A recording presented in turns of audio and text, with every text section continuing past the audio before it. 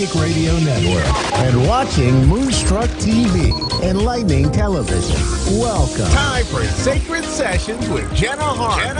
Live from JennaRoseHarmon.wixsite.com/Jenna Harmon Psychic Media. Connect direct. In North America, dial 888-454-2751. In London, 20-3519-2158. In Sydney, dial 02-8488-3147. Or online, contact us through our Facebook page, facebook.com/Psychic Radio. Or one of our websites, AskOneRadio.com or Moonstruck.tv. This is Sacred Session on A1R, the Ask One Radio Network. Hello, and welcome to the first ever Sacred Sessions with Jenna Harmon Psychic Medium. I'm Jenna. Nice to meet you. I hope that you're well wherever you are. I know that it's evening in New York, so I hope you've had a wonderful day. And here in Sydney, Australia, it's actually Wednesday morning early. My name is Jenna Harmon, and I'm pretty good at poker, but I don't think I'm that good. But I do come from a very full house. I am a psychic medium. Sacred sessions, realistically, for me, would be a lovely way that we can connect on a soul level and have some time to connect and kind of check in with each other, as well as check in with spirit, and also kind of get some positivity flowing and some forward thinking for the week ahead, I guess. My name's Jenna. I am a natural medium. I have had my gift since I was a child. The first thing I remember of my gifts was that I always had prophetic dreams. So even as a child, I remember having dreams, and I'd have these weird kind of out of sequence with life dreams where they wouldn't really feel like they were connected to my actual life at the time. But usually within a few days, they would show up to be completely on point. Actually, one time I specifically recall, I had a dream that I was in class and, of course, could not keep my mouth shut, which often was the case. And I remember my teacher was very cranky that day, and he actually dragged me up to the front of the class, and I got a ruler, which used to be the thing back in the 80s. I was showing my age there. Anyway, and I was mortified. I remember going, oh my goodness, I don't want that to happen. And so I was very vigilant for a few days. Now, I would have been about 8 or 9. Anyway, I remember sitting in class, and of course that fateful event took place, and I was at the front of the class getting the big ruler that my teacher used to use to put the lines on the chalkboard. And I remember being so cranky with myself, because for days before I was like, remember, be quiet, be quiet, be quiet, be quiet, don't get in trouble. So the first thing that came through was my prophetic dreams. And then at the age of 12, I'm going to skip forward because obviously it's a long story. But at the age of 12, I lost my father. And the night I lost my father, he passed away in a hospital, and I was not there. I was 12 years old. And so I got woken up like you do, and you see in movies where someone's sleeping and all of a sudden they're sprung up in bed. And that was me. And I knew my father had passed, and I knew he was on his way to heaven, and I knew he had come to say goodbye. I could not see him, but I felt him. I also felt that physical snap in the stomach area. For those of you who've ever felt that, it kind of feels like the cord is literally cut between you and somebody. You know, that physical cord, or your spiritual bungee jumping cord, as some of you may associate it with. Anyway, so that kicked off my mediumship gifts. And let me say to you too, that when I did feel my dad come through, and he was expected to pass, by the way, but I was a child, so I was kept from that. And when he did come through, I did not cry. I did not feel bad. I actually was completely peaceful, and there was so much love, and it was so gorgeous that I literally laid back down within minutes, and I went to sleep and had a restful sleep. And the next morning, woke up and told everyone my dad had passed in the night, and that kicked off my mediumship. I've been on my path my whole life, like most of us are. And listen, it doesn't matter if you are born with it or you connect with it eventually. I personally believe we're all born with it.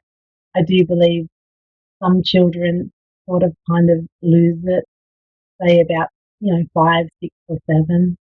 And then sometimes it will kick back in after puberty. But I had it the whole time. And thank goodness it used to get me out of a lot of stuff when I was a teenager. So fast forward, at the moment, I'm living in Sydney, Australia. I have been working as a medium for full time for at least the last 7, 8 years, but I've actually been working for the last 12.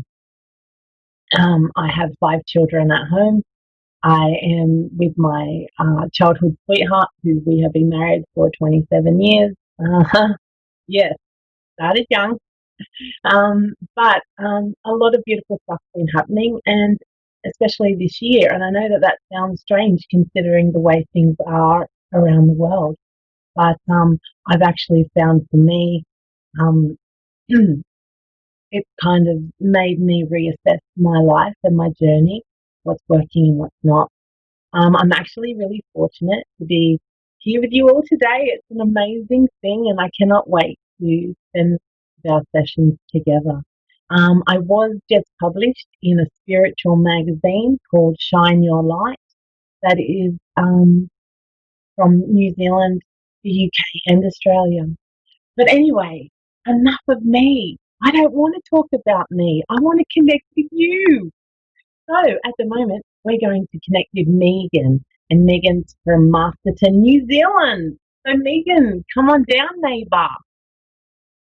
How are you? Hi, How I'm are good. you, How are Megan? you? I'm great, sweetheart. And how can I help you this morning? I just like, I don't know, I suppose just a bit of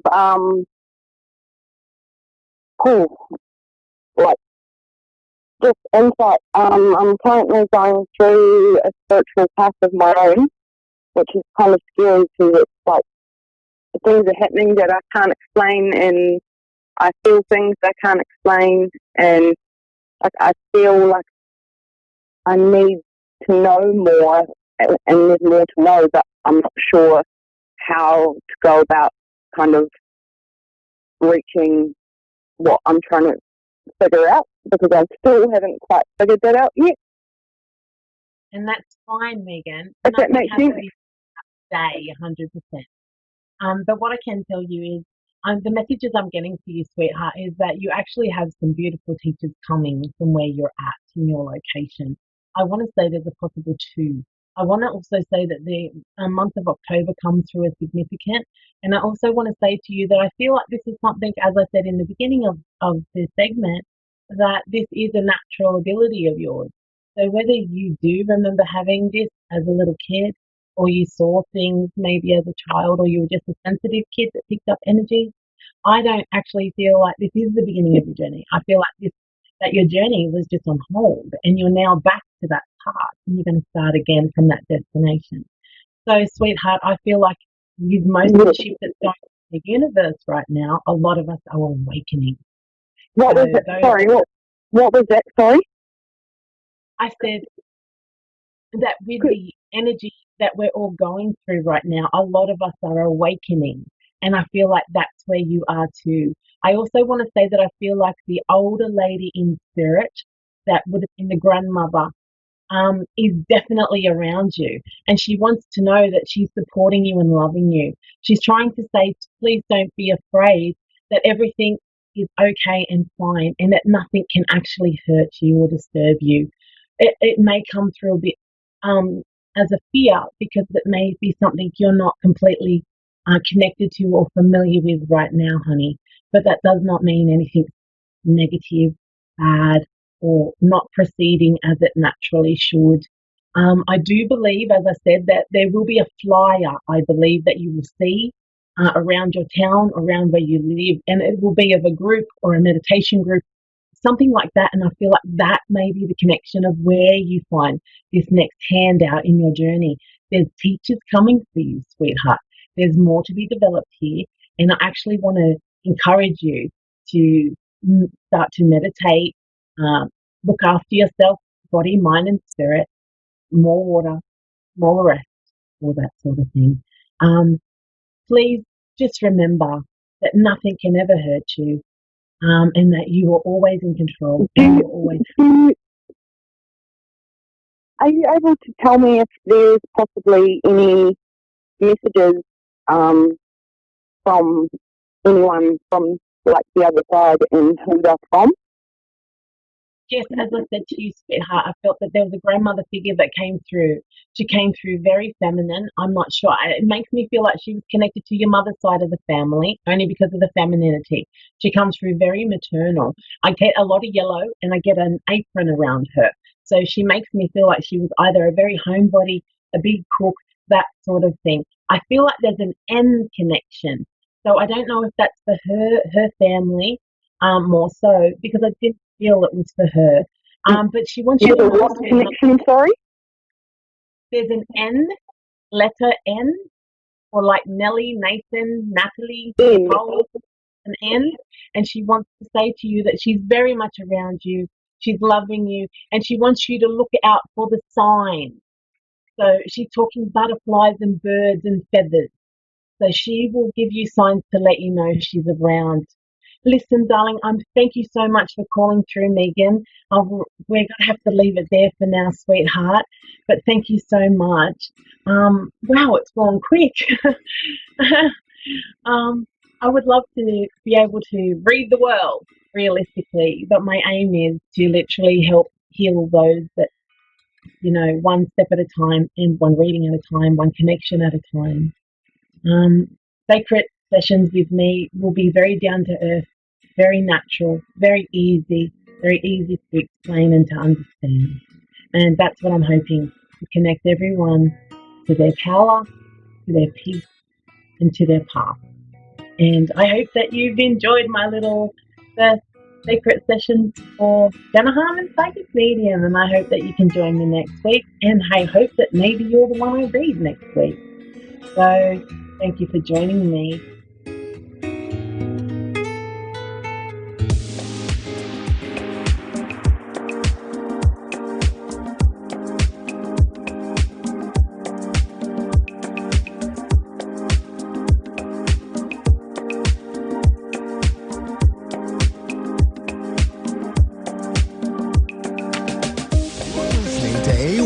Psychic Radio, Earth's #1 psychic radio network, and watching Moonstruck TV, enlightening television. Welcome. Time for Angel Guidance by Lisa Shore. Live from PureLoveEnergy.com. Connect direct. In North America, dial 888-454-2751. In London, 20-3519-2158. In Sydney, dial 02-8488-3147. Or online, contact us through our Facebook page, facebook.com/psychic radio. Or one of our websites, askoneradio.com or moonstruck.tv. This is Angel Guide on A1R, the Ask One Radio Network. Hi, welcome. My name is Lisa. I welcome you to my show, Angel Guidance by Lisa. Today, it's a little different from normal or from the way I was doing things. Isn't that something we've heard a lot about recently? Changing things around. So I'm embracing change. And today will just be a show that will focus on some things that you may need to work on as guided by your higher self or your angels or your spirit guides. And then we're also going to do a little bit of healing work. And that Healing work is something I hold near and dear to my heart. So I just want to take a moment and say a couple words about what we are all experiencing, especially if you're here in the United States. There's a lot of change, obviously. My reading for myself this morning, which I do every morning, I asked about the outer world, and the outer world definitely has changed. We had a lot of cards that were represented, a change of the structure of things. But what I also received in information was that this is not something that we all can't move forward and actually come out on the other side in a very positive way. And I was so grateful that that message came through, because a lot of times when we go through change, we tend to see the only outcome to be negative, or we don't know what the outcome is, so we're going to say, well, it may be something I wouldn't like. We don't know that for sure, and so it's always good to keep the positive at the front of your mind, because that will actually help manifest the positive. So there's a few things we're going to do. The first thing is I'd like you to, I'm going to draw 5 cards, and I'd like you to choose a number between 1 and 5. And this is the thing that your guidance is telling you you need to work on. All right. So I'm going to draw a card, and this is, I'm using the Judith Orloff deck. It's about surrendering and what we need to surrender in our lives. And we all need to surrender something. We're not walking around perfect beings of light just yet. So I'm going to draw 5 cards, and I'm just going to lay them out and read each one. So make sure you've drawn, you have a number in your head between 1 and 5. And I'm drawing. Let's see. 4. And these are all really good cards. Okay, so you chose card number 1. The first one is surrender to wonder and awe. Okay, so what does that mean? Surrender to wonder and awe. Well, you know what? We're going through a really serious time right now, especially here in the United States. People's energy is low, they're upset, they're angry, they're moving through trying to understand what's going on. And this is a reminder for you to remember there is still magic in the world, okay? And things aren't always going to be bleak. So open to the magic of every moment and sense the awe and wonder in all of life. Sometimes it can just be like seeing a butterfly fly by and observing that and just being with that. It can be that simple to bring you up out of feeling angry or fearful. Your attitude will keep you connected to this flow of awe and magic. Okay, so surrender to wonder and awe. That's if you chose card number 1. Number 2, surrender to inner peace. Okay, and when you surrender to inner peace, this is something that's a process, okay? We work on this daily. Inner peace isn't turned on like a light switch. It's something that needs to be cultivated, okay? So inner peace can be achieved through sitting in awareness, closing your eyes and breathing, taking a walk in nature. That's how we can connect to our inner peace, okay? If you focus on the stillness within, you will start to enjoy that, because really peace starts from within. It's not starting on the outside. It always starts within. Okay, if you chose card number 3, surrender the idea that you can fix someone. A lot of us are helpers and healers, and we really want to hear people and assist them and help them through what they perceive as a horrible time, or a time when they're unhappy, or a time when they're angry. And we can certainly help people, but we can't fix them, okay? They have to fix themselves, all right? So it's time for a relationship that you're in to shift. And it doesn't work to try to fix someone. Each person must be accountable for their own healing. That's why we're here. You know, we come in as separate souls. We're not coming in globbed onto someone else's soul, and it just doesn't work that way. We are our own spiritual beings, and we are on a path, and we need to work on ourselves. You can help, but you can't fix. Okay, the fourth card, surrender to joy. That's another really good one, similar to surrendering to wonder and awe. So when you surrender to joy, that means that's your key to a positive life. If you start to look for the joyful, the positive, the happy, let it in.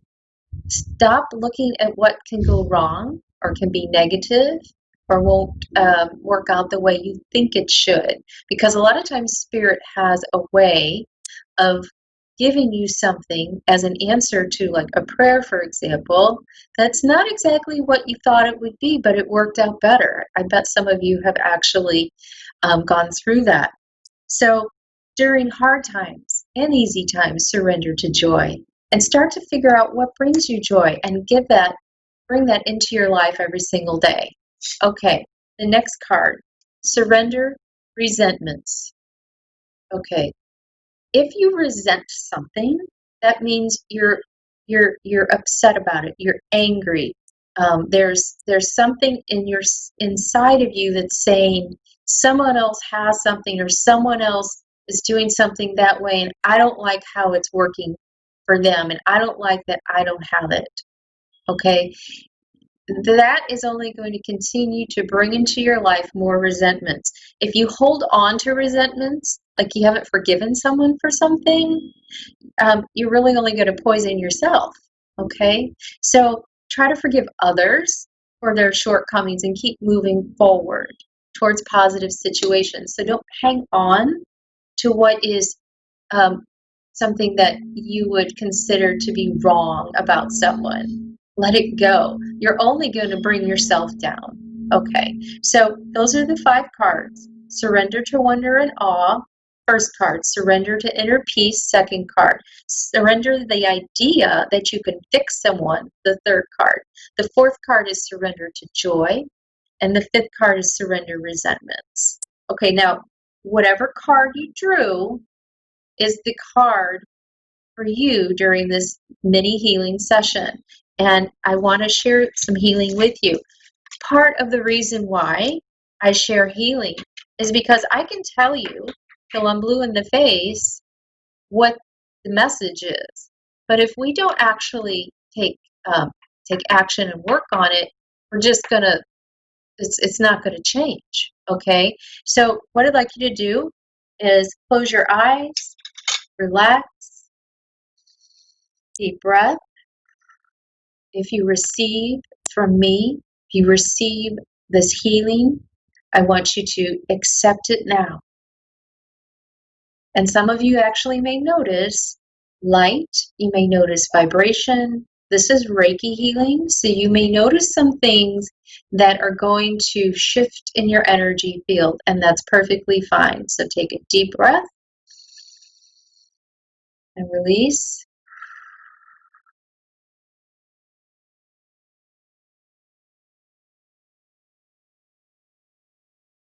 You may feel waves of light flowing from the top of your head throughout the body and down to the bottom of your feet.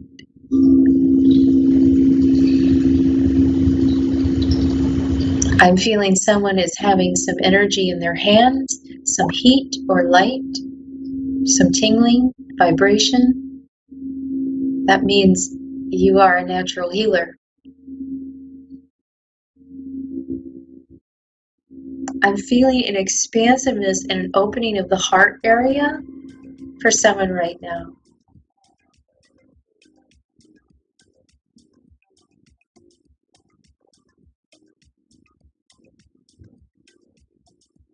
And I'm also hearing for someone that their angels and their guides are with them. because they're going through a particularly challenging time right now, personally, as well as in the outer world. And I feel like this person's connected with the letter M, the name Mary, or a letter M name, female, is what I feel.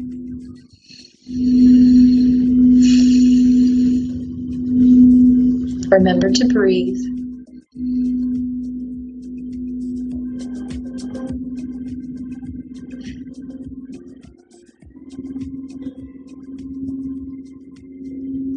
Continue to breathe. You may notice a tingling or vibration throughout your entire body. And that's a shift of energy, an expansion of your light. So now take a deep breath, and we're going to close. Bring your energy back into your body. And I'm sealing this session. And you ought to be feeling peaceful right now. If you'd like to share your feedback with me, I'd invite that. Please join my group, Reiki Live, on Facebook, where I give live Reiki sessions for 15 minutes at a time, a couple times a week. Thank you so much for joining me today. I wish you all the blessings and love and health and light in the universe. Thank you so much. Have a beautiful day. Bye-bye.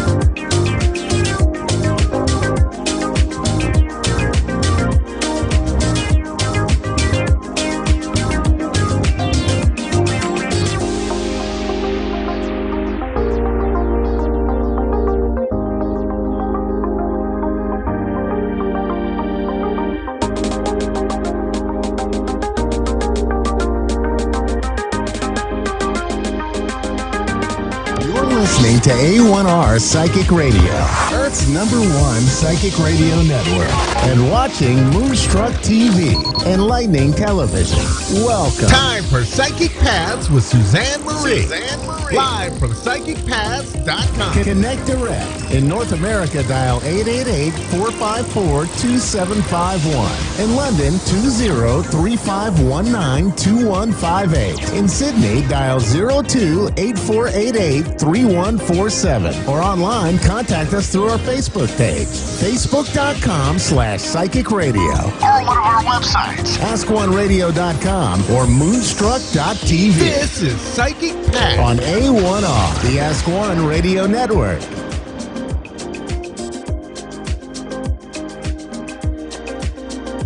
Hi, and welcome to A1R Psychic Radio. Tonight I have a guest named Chris Roman, and he's one of my good friends, and he's a Buddhist and a therapist. And I've invited him, I've invited him here tonight to talk about a little bit of what wisdom he has on life and philosophy and psychology. So, Chris, say hello to everybody. Hello, everybody. And so he is the most fascinating person that I know about thoughts and wisdom, a whole lot of wisdom. So one of the things that I think is important is the Buddhism. There's a certain type of Buddhism. Well, apparently there's a lot of Buddhism. I'm a little layperson here, but could you explain your Buddhism and how it differentiates? Well, a lot of people think that Buddhism is a religion, that we worship the fat guy. And that's the first notion I want to dispel, is it really has nothing to do about worshiping, Shakyamuni was his name, the Indian Buddha 3,000 years ago. In reality, I believe that there were many Buddhas, and included in that, I include Jesus as a Buddha for the Western world. Buddha just means teacher. It doesn't mean deity. It doesn't mean Messiah. It doesn't mean anything divine. It just means somebody who has really come to understand and explain life in the universe to people in their own language and in terms of their own culture. So I look at Buddhism much more as a philosophy. And being a psychotherapist, I also think it's one of the most psychological of religions. And the reason we call it religion is because when you practice Buddhism, and there are many different kinds of practice, just like there are many different kinds of practice in Christianity, but that practice itself, whether it be meditation or chanting or doing good works or whatever it may be, that in a way is an act of faith. But it's a faith in God as the universe itself, as opposed to something separate from us. It's a faith that the universe itself is of one consciousness, and we're all a part of that consciousness. So just like in Christianity, God is like the Father and we're like the children, Buddhism says, yeah, but we as the children can grow up and become like the Father. And so the important teaching of Buddhism is, how do we progress? How do we change our destiny? In Buddhism, it's called karma, which is probably a word a lot of you know. But how do we change that to create a happier life? Sometimes people think that Buddha taught that life is suffering, and he didn't. What Buddha taught was that life includes suffering for all of us. We all suffer, whether it's birth or aging or illness and ultimately death. There's always suffering involved in life, and we're seeing a lot of that right now, which is freaking a lot of people out. But his point was, if you can move in a positive direction, if you can make causes, if you can make acts of love towards one another, then you can create a happier life for yourself. So Buddhism was really about just kind of becoming happy in this life and not worrying quite so much about what's happening when the bad things do happen. And right now, there's a lot of bad things happening, and we're all feeling that. And I'm certainly experiencing an increase in my business as a result of it. But that's really what Buddhism is, to my mind. Are you trying to say, a part of what are you trying to say is that in Buddhism you take responsibility for your behavior, your thoughts, and your actions? Absolutely. Buddhism is really about accountability. Buddhism would say that if you want to understand why your life is the way it is right now, look at your past life and look at what you've done, both good and bad. And if you want your future to be better, then look at the ways you can change what you're doing right now to the best of your ability. But now is all that counts. Now, the moment right now is what's important. Not the history and not, which has already happened. And really not the future, which is kind of a mystery. So, is all Buddhism the same? When someone says, I'm a Buddhist, is that just one religion? No. The only way Buddhism is the same, well, I don't even want to say it's that. I was going to say we don't believe in something outside of ourselves, but the earlier forms of Buddhism, remember, this is being taught 1,000 years before Christianity. The Buddha knew he was dealing with fairly primitive people. So in his first few years of teaching, he taught things like commandments, how you should behave, how you should be. No adultery, no stealing. Yeah, no along those lines. Commandments are in all kinds of religions. And people naturally, because they didn't really understand where he was coming from, started to worship him, started to think that, it's all about worshiping the Buddha. But in his last 8 years of teaching, which is what I practice, it's something called the Lotus Sutra, he said, forget everything I've said before. The power lies within you, and it's always lied within you. It's not about somebody coming to your rescue. So, how old were you when you became a Buddhist? I was 20. And how long ago was that? That was 52 years. And you stuck with it? Yep, I haven't missed meditation for 52 years. Can you tell me what first got you excited about Buddhism? I don't want to say excited, maybe curious or intrigued. Well, I'm kind of an old hippie, and what actually got me intrigued about Buddhism, I grew up, I was more or less an atheist or agnostic. I wasn't interested. I was born Jewish, and I wasn't interested in praying to or following a God who sent the angel of death over non-Jewish people's homes to kill their children. That's what Passover is about. And I wasn't very thrilled about the Jewish religion. I have no problem with it, and I actually consider myself ethnically Jewish. But there's parts of the Jewish religion that I personally didn't like. I'm not trying to put it down if there's any Jewish people out there, but I didn't like the notion that it was, first of all, that we were taught that we were the chosen people, because I don't think anybody's chosen, And I didn't like this vindictive, angry God of the Old Testament. So there's a Old Testament, and then there's a New Testament. Then there's a New Testament, which I like much better, especially the Beatitudes or Corinthians. But what really taught me and got me pursuing Buddhism, frankly, because I am an old hippie, was I had a really bad LSD trip when I was about 19 years old. And at the end of that trip, where I actually tried to kill myself on 2 different occasions, as I was coming down, I got this overriding sense, which I remember very clearly to this day, that everything is one. It's kind of, I was hallucinating because I was on a drug, but everything felt like, I don't know, some of you may have seen the movie The Matrix. It was like that, except the Matrix was not mechanical. It wasn't technological. It was organic. I just got this sense that the universe is one. People are one with each other, and they're one with the planet, and they're even one with their animals. So 50 years later, you still believe that? Absolutely. Is that the meaning of, what's the meaning of namaste? Namaste? Yes. I wish I could remember. There's a whole quote. Yeah, people hear namaste all the time. Yes. Yeah. What it means is, I salute the divinity within you. And where you are in that place of love and peace and beauty within yourself, and I am there as well, then we are one.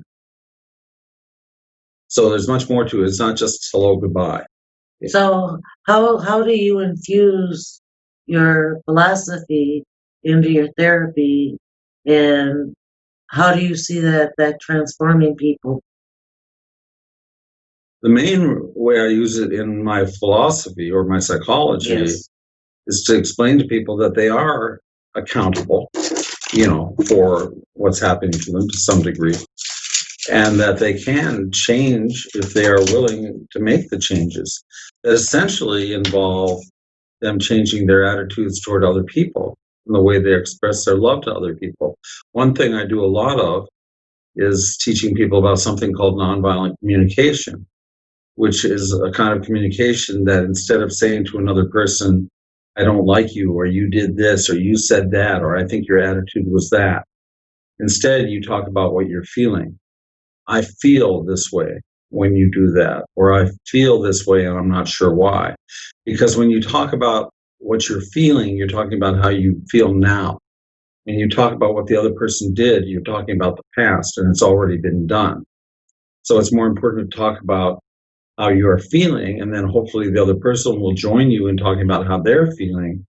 And then what you'll come to find out, almost invariably, is that you're feeling two different ways because you're two different people with two different histories, and most importantly, two different sets of values, which is the problem that we're having today because people have such differing sets of values that we've been polarized, that we've been made to feel like we're opposite from other people or different from other people. So we're not talking enough about our feelings. We're talking too much about what somebody else did. Continue to do, maybe. And continue to do. But nonviolent communication is meant to develop a kind of communication where you can reach an agreement to at least discuss what your values are and then see if you can accommodate each other's values. In the last 50 years, there's been a lot of change. What significant? Yeah, not enough. What significant changes have you seen in the 50 years? Well, for me, because I'm older, the most significant change in my life was the day John F. Kennedy was shot. That destroyed me. And then it was only a few years later that Martin Luther King was shot. And I had actually seen and met Martin Luther King. And then about a year after that, Robert F. Kennedy was shot. And then we ended up with a crook named Nixon becoming president. So with regard to our society, those were the fundamental changes. There are continuing changes today, but that's what really kind of with those deaths. What do you think the America lost? Fortune. I think America lost some of its fortune because we have adopted a myth of exceptionality. And the only way we are exceptional is that we are a melting pot of all kinds of different people. But we're also exceptional in the fact that we built our country on the genocide of Native Americans and on the slavery of Black people. So we're not that great. We're a great country and we have great potential, but we've gotten a little bit arrogant about the imagined history that we have, and we've ignored a little bit too much about some of the bad things that have happened. So for those people who would need some positive feedback and affirmations tonight, what kind of advice would you give them, those seeking answers? I would say that right now is a time of tremendous uncertainty about the future. The only time I've seen people with such uncertainty is when I once ran a cancer support group at a hospital nearby here. And I told them when I went to do that job that I've never had cancer, what can I do? And they just said, listen. So I did. And it was really amazing to me how in this group of about 20 people, there was such uncertainty. They didn't know if their cancer was cured. They didn't know if it was coming back. They didn't know if they were going to lose a part of their body. They didn't know if they were going to die. And they had to live with that uncertainty day after day after day. And the people that I found were most successful in living with that uncertainty were people who had faith in something, and also people who had a good support group, people they could love, whether it was their family or their friends or whatever. And the people who were most alone were the people who kind of stayed to themselves and got very rigid in their beliefs and their thoughts and didn't really connect enough with other people. So as horrible as our situation is today, particularly with the COVID, I think it's a great opportunity for people, because we're stuck at home anyway, to kind of get to know each other and learn how to love each other better. And if they can't, then hopefully learn how to communicate in a nonviolent way. Now, even as I say that, I'm a realist. The fact is that domestic abuse has skyrocketed because people who are living together and don't really like each other that much are abusing each other even more. But I don't think that's the lesson to be learned by all of this. I think the lesson to be learned from all of this is all we really have is ourselves and the people that we care about and the people that we love. It doesn't matter if we have a mansion. It doesn't matter if we have a Lexus. It doesn't matter if we've got a whole lot of money in the bank. One of the reasons I call myself a liberation psychologist is that there was a Jesuit monk in Guatemala who actually coined the term liberation psychology about 20 years ago. He was a Jesuit monk, and what he said is, instead of looking at people and saying they're mentally ill, why don't we look at our society and realize that we really haven't created the ideal society for people to be mentally healthy, in terms of the inequity, in terms of the great division between rich and poor, in terms of the great division between races and ethnicity and religion. So he said, what we have to do is fix society, not fix people. Now, for his efforts, he was assassinated by the Guatemalan government. His name was Ignacio Martin Barros. But I really liked that take on things, because he wasn't saying it's people's fault. He was saying that somehow the rich and the powerful have created this society that we're all supposed to accommodate or adjust to, when in reality there's so many more things we could be doing as human beings to improve society and improve the well-being of each other.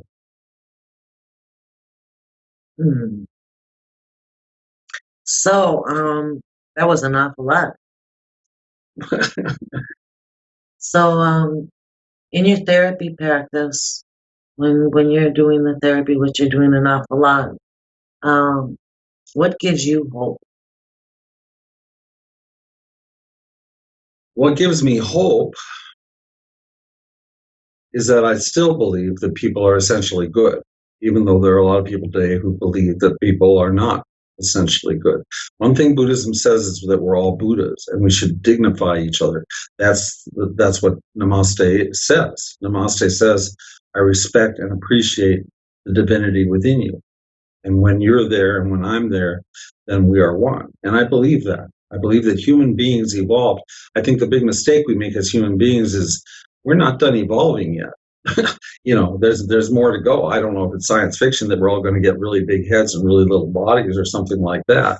But we're nowhere near as evolved as ultimately we're going to be, assuming that we survive the things that we've actually created, things like climate change, things like viruses and stuff like that. When you're doing your therapy, what is your goal?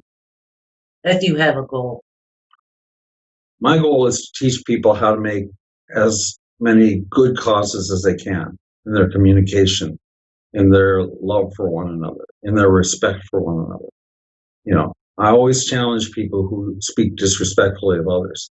The main thing that happens in my therapy is if somebody starts calling names to somebody else, which happens a lot because I counsel a lot of couples, I immediately challenge them and say there has got to be a better way of communicating than just calling somebody a name.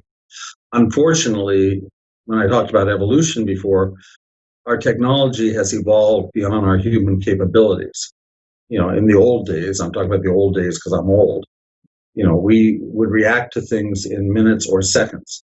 But computers and social media and video games have caused us to have to react really quickly. And when we do that, a lot of times we react really emotionally to what's happening. Instead of using our reasonable mind, we react on the basis of pure emotion and some mistaken beliefs that we acquired during our life.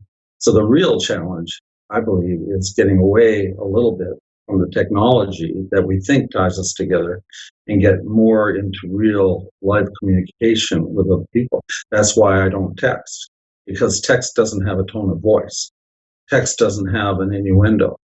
to it. You've got to actually talk to one another, and preferably, even in person, be with one another to understand where the other person is really coming from. And texting does not allow for that.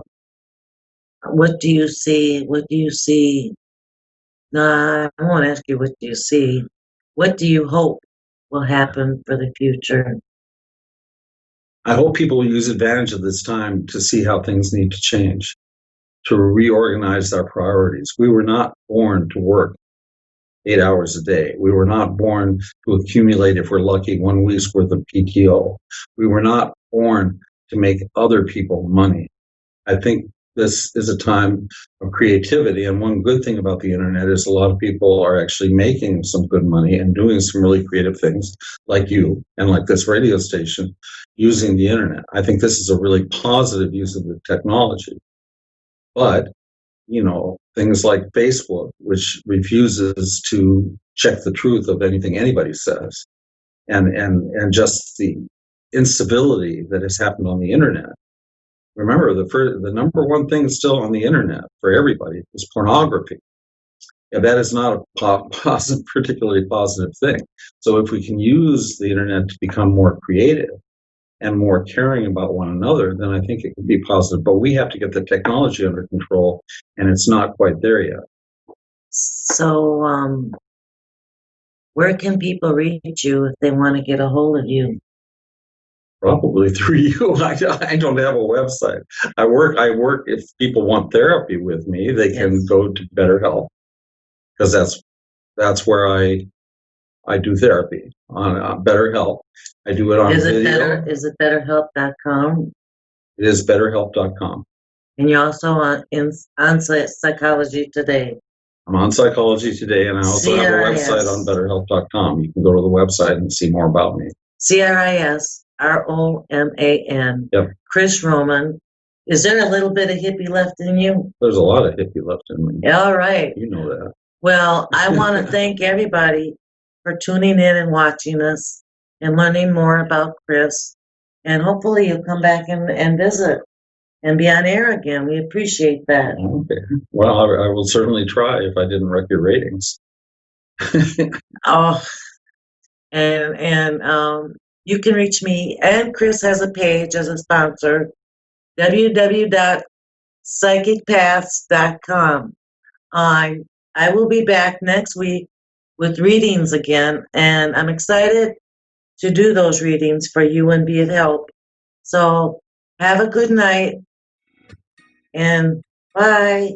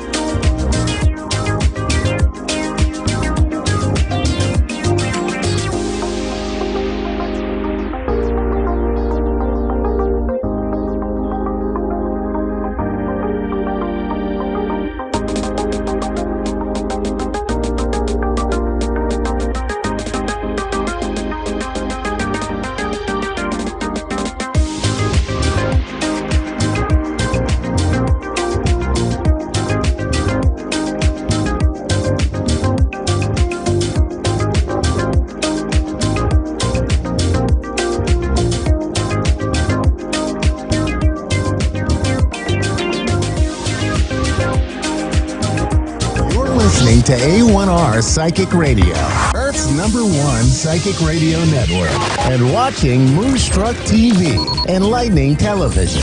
Welcome. Time for New York City Celebrity Psychic with Perry Lyons.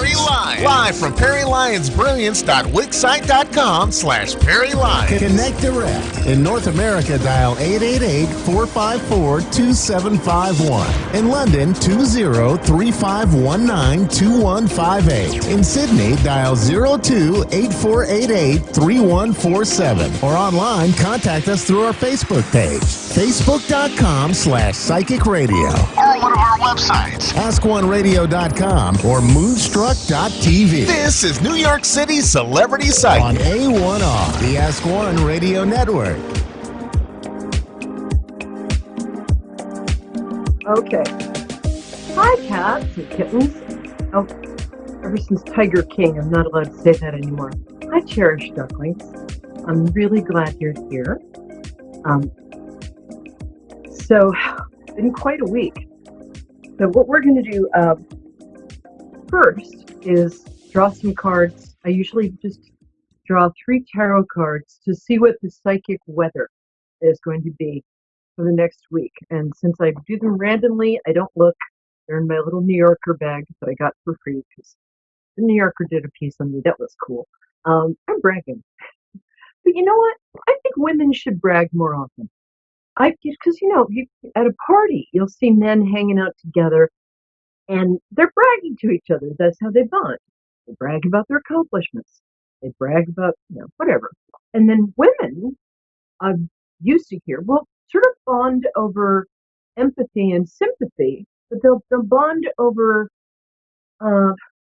we don't brag as much. We tend to console each other. So this week, I think I would start thinking about bragging. I mean, don't call me next week and say, no, nobody likes me. But let's start modeling bragging for babes. Anyway, it's really hot here. Of course, it's hot anywhere I am. There you go, first brag.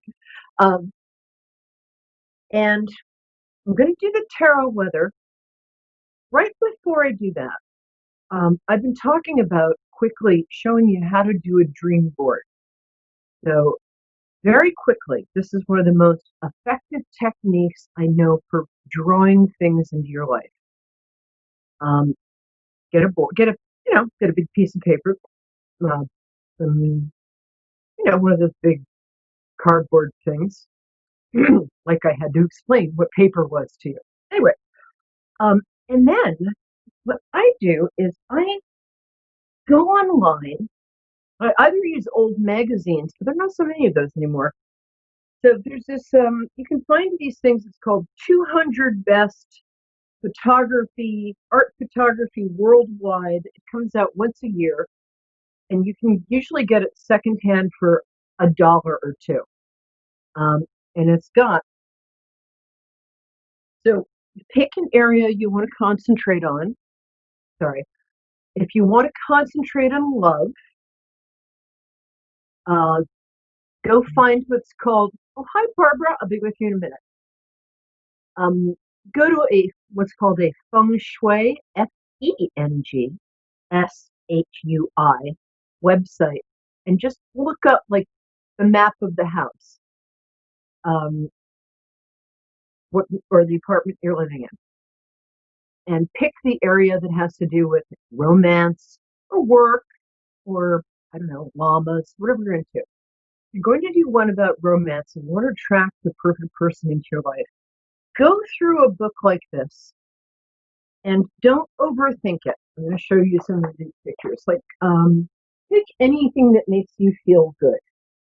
Okay, I have no idea what that was a picture of. So maybe you want a feeling of freedom.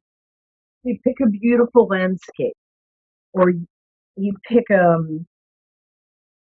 picture of a couple together.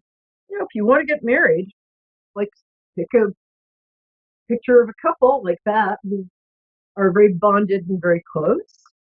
But go through and pick out pictures that make you feel a certain way, not the way you think you should feel. You can also pick out, like, if you're doing one about love, find a love poem that speaks to you and paste it on there. Put some flowers and really feel it. So a lot of times when people make dream boards or mood boards, what I find is that they'll pick out pictures that don't they, of what they think they should want, but you want to pick out stuff that you have just this like emotional reaction to. Anyway, I did that once, and wow, I wound up attracting um, exactly the person I wanted and needed at that time. And perfect. People's one of the people's sexiest men alive, gorgeous and handsome and kind. Great, good 3 years. Anyway, so that works, and you can do it with work, you can do it with love, and success. And darling, give me one more second, Barbara. Do you mind? Are you still there? Yeah. Thank you, Angel. I'm just going to pick 3 cards for the tarot weather this week. Okay. Yeah, as I said, whew, good, there's a happy ending. The first thing that comes up right now, and not to get too much into the news, but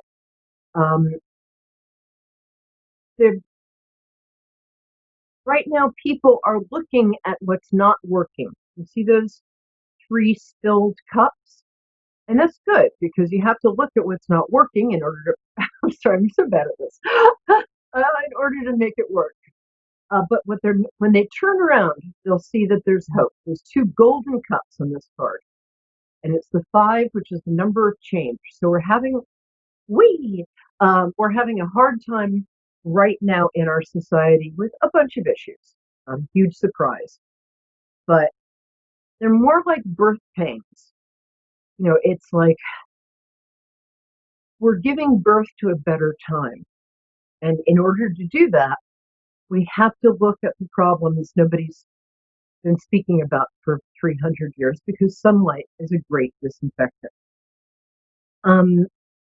Right now, this is also a time when people are, you'll see this, guys, it's another, it's a 4 card, which is a healing time, but this is a time of healing this week. And 4 represents the home, and this is somebody who is taking stock of his or her or other resources. They're learning they're kind of learning who their true self is. And by resources, I don't just mean money, although it's a great time to get your finances together. And by the way, if you do that, you will find that there's a lot of money leaking out that you didn't know about. So it's a really fun, like, detective game. But this week, people are going to not be as maybe reaching out as much. So if somebody's not reaching out this week, that's fine. They'll be back next week. Everybody's kind of thinking about things. Moment. Luckily, our last card is a 3, which is a time of communication and celebration. So it looks like we might be possibly reaching the end of this quarantine. People are going to be celebrating and having parties. And also people have learned that they can be with their friends and their loved ones on Zoom or whatever. And we've all learned to reach out a lot more in the past than we're used to. So that's been a great lesson. And it's also a happy ending. This also might mean that the people who, if you were quarantined with your boyfriend, girlfriend, other, llama, whatever, there's a chance you might wind up engaged. Because if you got it through this without breaking up, man, that's saying something. Okay. Thank you for being so patient. Barbara, I hope and pray you're still there. Are you? Yes, I am. Oh, I'm so glad. I'm going to ask you. Yeah, I'm still here. Thanks for being so patient, Angel. Okay. And first, I'm going to ask you your birthday. It's not a problem. It's what's your? November 13th. November 13th, 1983. I heard some. Forgive me, my new. I just need the date one more time. My new iPhone is arriving tomorrow, and this one has had a hard life. Oh, November 13th. That's a great day. Yeah, Scorpio. November 13th. So we're not intense, are we? Yes. All right, listen. It feels to me Scorpio is a very misunderstood sign. People think of it as like revengeful and mean, and actually, Scorpios are enormously loyal. They have a beautiful, elegant reserve, not like Leos, who will tell like the bus driver and somebody else's pet poodle the most intimate details of their personal life. That's great, but Scorpios have an elegant reserve, and they are intense and wonderful people. Did you have a specific question, or would you like me to do a kind of all-over? Well, specifically, I've been seeing this guy for a while. I'm over a year already, and he's playing Dr. Jekyll and Mr. Hyde. One minute he'll be great and fantastic and affectionate to me, then the next minute he's closed off and distant, and Okay. so I'm just trying to get a feel of. I mean, he's already said I care about you, and then the same sentence he said, but I'm hesitant to say I love you. Okay, so sum that up in one sentence as a question for me. And that's not a reproach. It's just because I'm either hard of hearing or I'm having a lot of trouble hearing you. So, say it one more Like I said, my biggest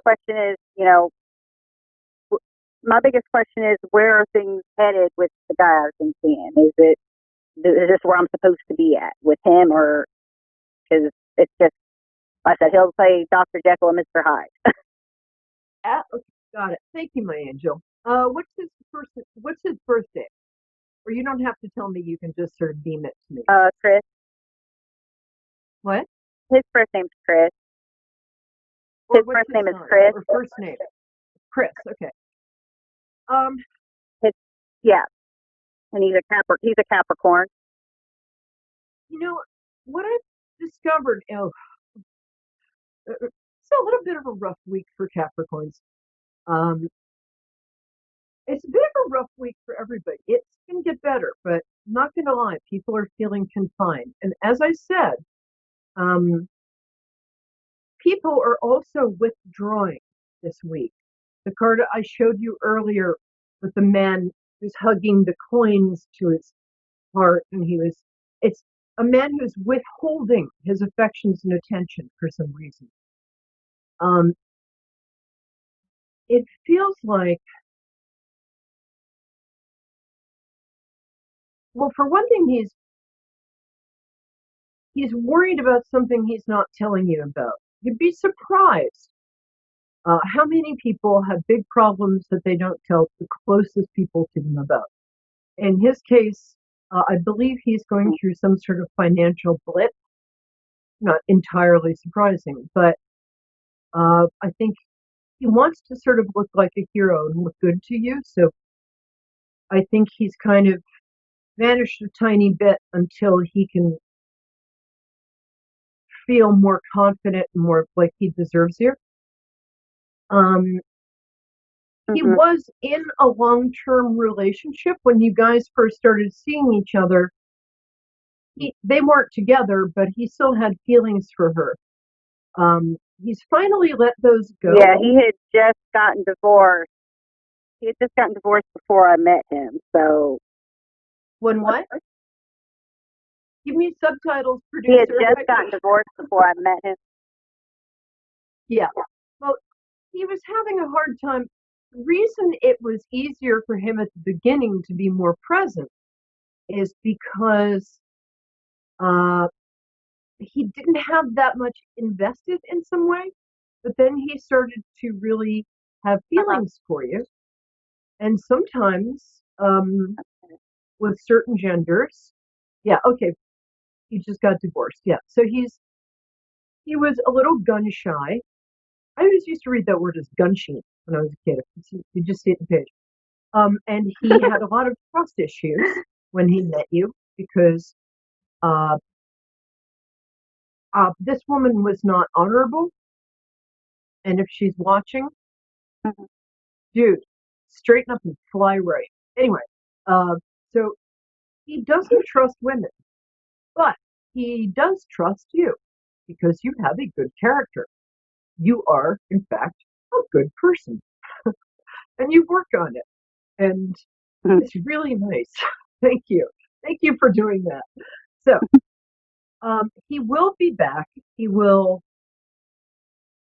I would just leave him alone for a bit. You can let him text you. The best thing you can do right now is I work with my friend Jennifer Burton, who's a great love coach. And she says if you find something to distract you and put your energy into, and you're not thinking about the person all the time, which is what we all do. I mean, we don't all think about your person, but we all think about, although I'm sure I would if I knew him. Anyway, back to you. But what we do is sometimes we can almost energetically crowd somebody without even communicating with them if we're kind of energetically investing in them.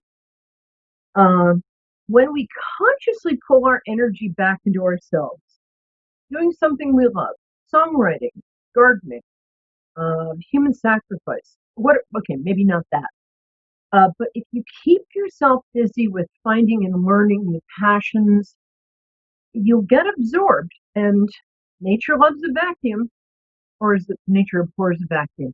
Anyway, you'll feel your energetic absence, and that's when he'll start reaching out. He also, because he has such trust issues with this divorce, there's also a custody issue there that's just killing him because he loves his kids. But he'll be back. He's I think he's actually appreciating you more in the absence. I really do. And if he seems like he's rejecting right now, cut him some slack. I'm not saying put up ever with abusive behavior, but he is drawing into himself right now. And he's a good man. He got into a bad scene when he was younger. But he's a good man. Is that correct? Did you, Barbara? While we're getting Barbara back, I swear this whole week has been like this. But that is something I've found with love relationships. And as someone who I've I've been kind of I've had some good luck in that area. I'll say that. And I'm not classically pretty or anything, but what I found is something my mother told me. Well, she went, "Oh, Barbara, you're back! I'm so glad." I'm going to finish the sentence, then I'll tell you. I'm going to draw some cards for you. What my mom said. She went back to college when she was 34. When I had just been born. She had 5 kids, but she went back to college, and for 8 years, and she was commuting into the city from the suburbs, waking up at 4, taking care of all of us, making us dinner, breakfast, lunch, amazing, and earning a PhD in history.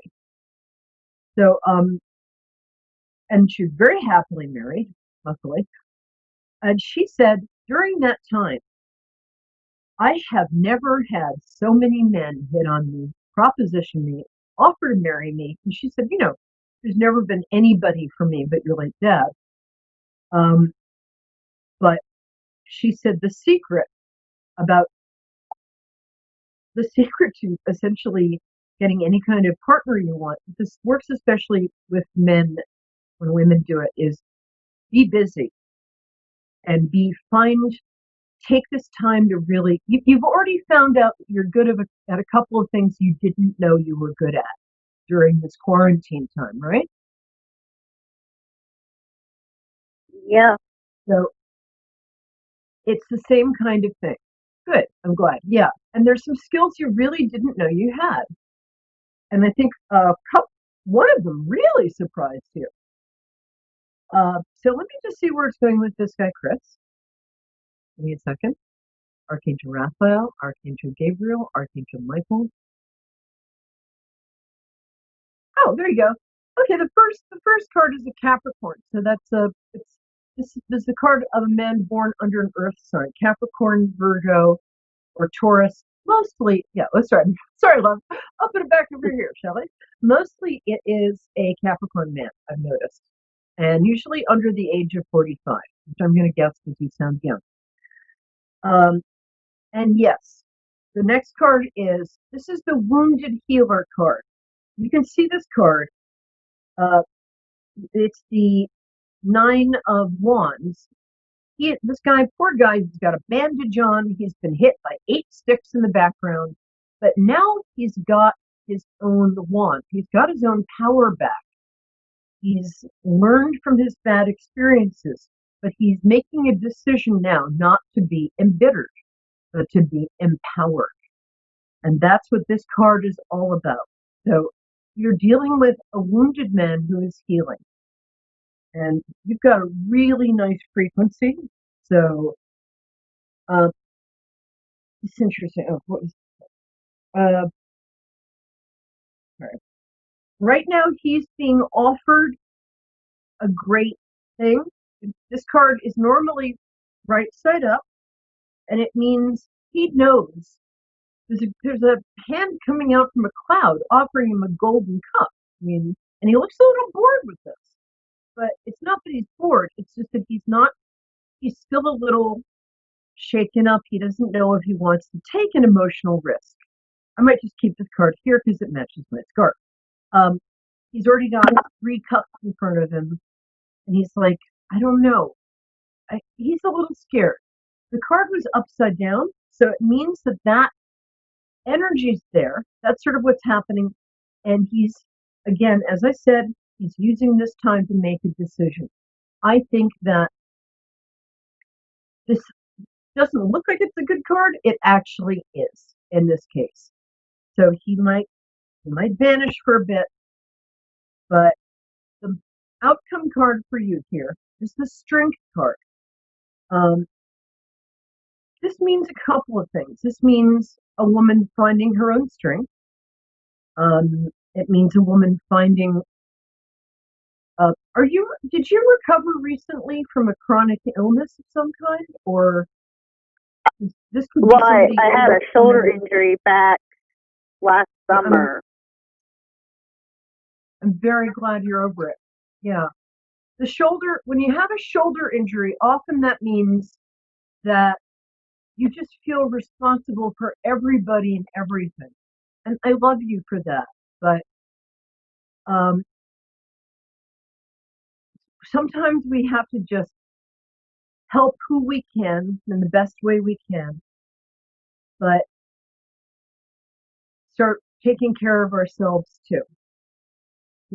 You're a bit of an overgiver, and that's a beautiful thing. This card also means that if somebody is waiting for something they want, and it seems like they're sort of struggling for it, in this case, I believe it's his relationship with this guy, who I like. And that this means that this is going to happen. The woman struggling with the lion, it's hard to tell from this card if she's like fighting with him or if he's become her pet. So what I've almost always seen in relationship things is when this card comes up, somebody's about to have a pet lion. So be a little patient. Venus is in retrograde right now, so it's not a great time to commit for another week or two. but I see some good stuff there. I like him, and just get really busy following your passions because you're one of those people who's either totally lazy or totally like busy and doing stuff. You don't have a lot of in between going on there. Is that correct? Pretty much. I mean, I've got 3 kids, so I'm usually, if I'm not busy doing something with them, I'm doing something else. Yeah.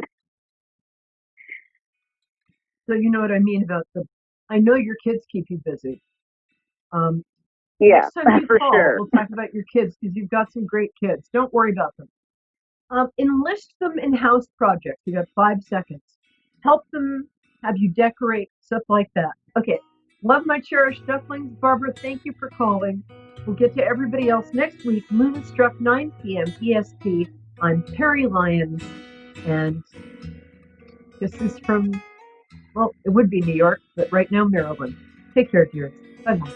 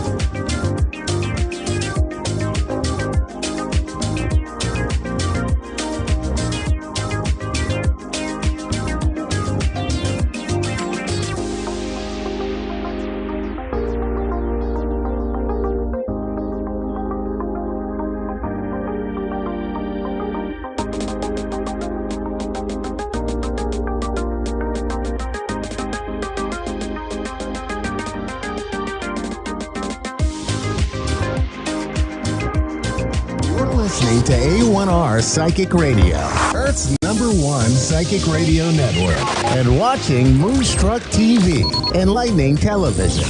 Welcome. Time for Gemma's Spirit World with Gemma. Live from GemmaSpiritWorld.com. Connect direct. In North America, dial 888-454-2751. In London, 20-3519-2158. In Sydney, dial 02-8488-3147. Or online, contact us through our Facebook page, facebook.com/psychic radio. Or one of our websites, AskOneRadio.com or Moonstruck.tv. This is Gemma's Spirit World on A1R, the Ask One Radio Network. Good evening, everybody. I am Gemma, your host tonight. How are we? My goodness, another week. Can you believe that we are finally in June. Today is my youngest child's birthday, so happy birthday to Casey. And it has been a huge week for me, connecting a lot of spirits to a lot of loved ones. And I am back into work. I have been for the last 3-4 weeks, but it's really nice to connect with different people from all over the world. Given what we all have been going through, and I've been shuffling my cards, thinking, oh my goodness, what am I going to talk about? And the one card that really jumped out from my deck of cards was to be kind to yourself. And the message that was coming through from my guides was to spread kindness wherever you go. Let nobody come to you without leaving happier. And it's amazing, we underestimate ourselves in how we can deliver our acts of kindness. And kindness really begins with us, so we can change the world by being kind to others. And ways that we can do that is just by, it can be smiling to a stranger, or it can be winking to somebody, or complimenting somebody, or it could even be making a cup of tea from out of love, or making something for someone, acknowledging strangers, smiling. It's all acts of kindness, and we don't have to know we don't have to know these people, but those acts of kindness can change somebody's day, somebody's life.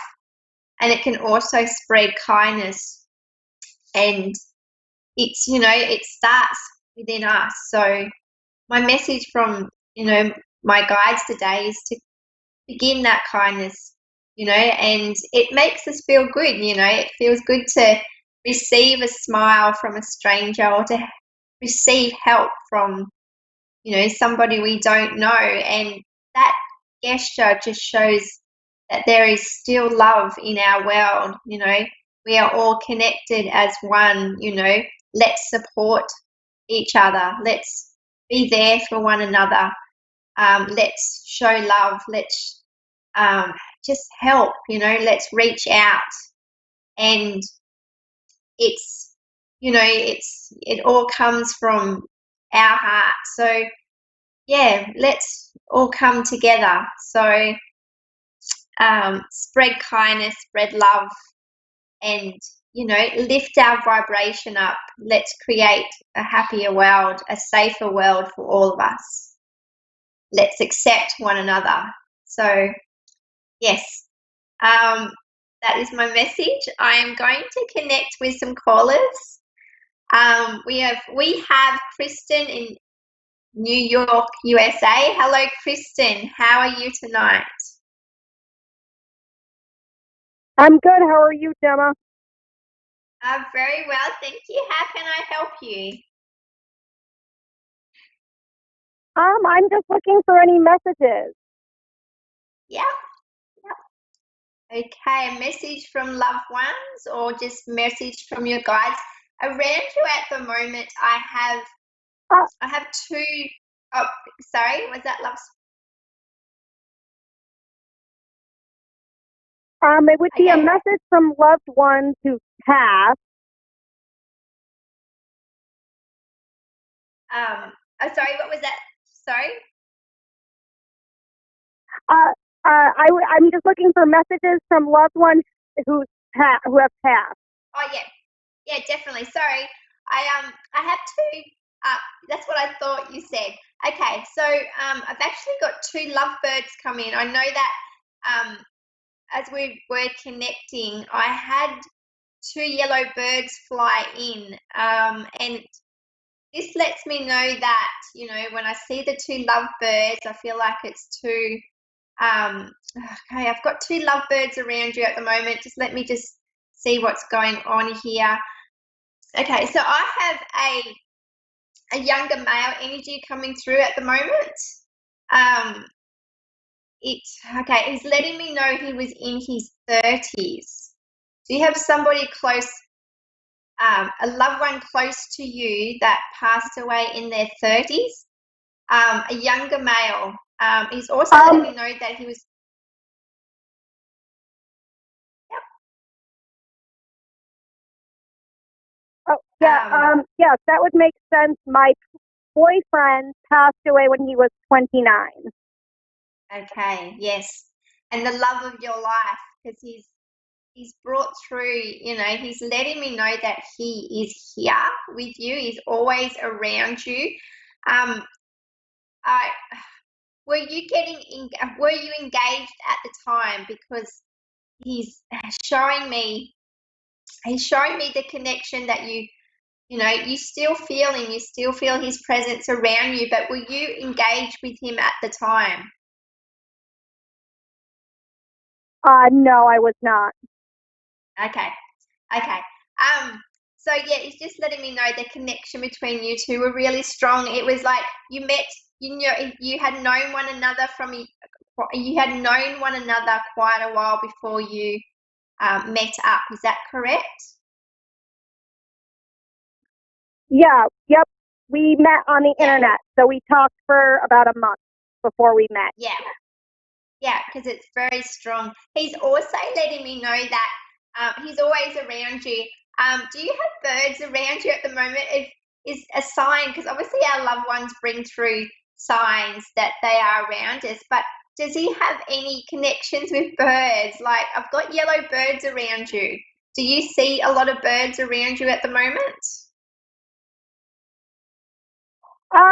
No, well, it's dark here in New York, so no, but actually, my current boyfriend is a nature photographer, so maybe that's what he means with the birds. Oh, okay, because I've got heaps of birds. Okay, that would make more sense to me with the birds around you and, the capturing those special moments, and okay, so you've definitely got you loved one. He's always around you, your ex. He's your guiding light. He protects you and guides you and also nudges you.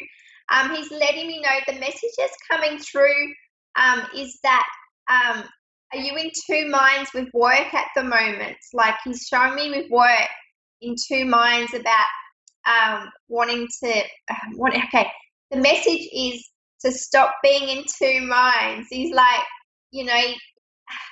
it's like, okay, so with work at the moment, stepping in, stepping out is what I'm hearing for you, is that there's change around work, but you're the one to make the change. Are you thinking of leaving work for something else, or wanting to change work, something within work? There's something that he's letting me know is that it's not your dream job. It's still, there's something, what you were studying is not what you're doing with work. So, your career path, it seems to have taken a little bit of a turn. Is to keep what his message. Oh, sorry. I'm sorry. I know I'm all over the place. He's letting me know to keep following your dreams. So with work, what's going on with work at the moment? With work, what I keep seeing is that, you're in a job, but you're also, I guess, not happy with where you're at, but you're the one to make that change, and that you can, he's showing me that it's really, with work, what's going on with work? Well, I have a job I really like, but I'm a remote worker now because of the coronavirus. So I am not able to do my job in the physical, and I work with kids. So I love being with the kids, and right now I can't because, of what's going on in the United States. So yeah. I don't know if that's what he's trying to tell you. That's why I might be unhappy, is because I can't do my job like I would want to do my job. Yeah, definitely. Are you actually, and I keep seeing books around you. Are you a writer? Are you wanting to write books for children, or write about children? Like, because I keep seeing lots of books around you.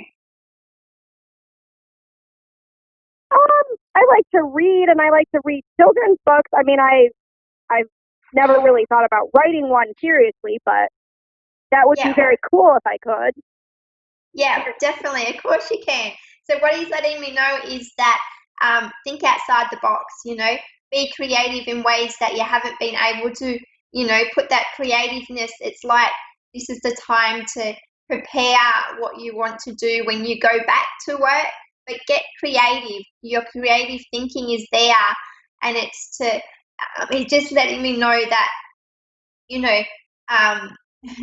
actions speak louder than words. So put everything that you've been wanting to do, put him into action. But he's there. He's basically, he's your supporter. He's the one that gives you the nudges to keep on moving forward. Okay. Okay. Yeah, that's a good message. Yeah, definitely. I also have your grandma around you at the moment. I have a lady around you, a lady around you, and she has curly white hair. Very like she's come. Okay, let me just see. Her strengths. She comes across like she's got this strength about her that allowed her to do. She was the kind of person that if somebody told her that she couldn't do this, she still went out and did it. So nothing stopped her from achieving. She was a high achiever. I get a grandma or a grandmother figure around you, but she's very very professional. She made a difference to the world. Her acting service was huge. Does this resonate with a grandma figure around you? It sounds like my grandmother who was a nurse. Okay, yes. Yes, she had a big heart. And with her hair, did she have shorter hair? Was it curly hair? Yeah, you could say that. Yeah. Well, she's definitely around you. And what she's letting me know is she's carrying a basket. She's got this basket of goods. And she's letting me know that, don't doubt yourself. You have everything inside of you. Put everything to good use. She's very much, letting me know that, it's nothing. Don't let anything hold you back. Also, I've got the camera around you. So I know that you said your partner's, he's a photographer. But capturing those moments has been really important in the last 3 months. And it's just capturing moments together, but enjoying, I guess, living life differently, but it's really brought you, living in the moment, living in the present. It's, you're very grateful for everything you have, but I keep seeing that, you're driven to achieve. You're successful, with what you want to do. Don't limit yourself to what you can't do at the moment. Keep on moving forward. Your grandmother around you, and she's like, keep on going is what I keep hearing. Don't allow things to stop, because the world will stop. Keep your mind active. Keep doing the things that you have put on the back burner. Right. Yeah, that makes sense. I've also got travel around you too. When that starts up happening again, do you actually does talk about travel or wanting to travel? I've got communication, unless you drive a blue car, but I've got a blue car coming through, and generally the colour around blue is around communication. Has there been talk of travelling? And it feels like it's even with your partner at the moment, travelling together when the time comes. Yeah, we've been talking about traveling, but just with everything obviously going on, it's we want to, but we want to be cautious. Yes, definitely. And I see that making memories. There's lots of exciting times ahead of you both. And it's I just keep seeing lots of photos, but I also feel like it's time together. That time, it's been it's going to be an adventure, but also creating memories together whilst you travel. So I do see that happening for you. Yeah, actually, okay, thank you. What were you going to say? Oh, I was going to say, actually, we were supposed to go to Canada for my birthday in March, but that got postponed due to the situation, as you know. So, yeah, that makes sense. Yeah, definitely. Well, I only have 10 minutes left, and it was lovely to chat with you, but I wish you all the best with your traveling plans. And get creative with the things that you can do now, so that when you do get back to work, you can, I just keep saying, get creative, don't hold back. But it was lovely to chat with you, Kristen. Okay. Thank you so much, Gemma. Thank you. That's okay. Bye. Yep. Hello. Okay. I can't believe I just said hello. Tammy. We have Tammy from British Columbia, Canada. How are you, Tammy, tonight? Yeah, we just getting Tammy back on the line. We're just waiting. Hello, Tammy. Yep, all good. Let me just see what's coming through for Tammy while we wait for her to connect. I've got lots of colour around her at the moment. Food, health. Let me just see. Health. Okay, it'll be interesting to see. How's Tammy's health going? Okay, we're just waiting for Tammy to connect.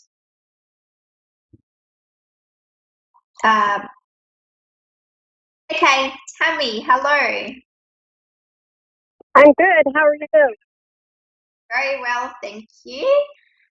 While we were trying to connect with you, I had your health coming through. Have you had some issues around your health, or have you started to change your diet? I've started to change my diet and things.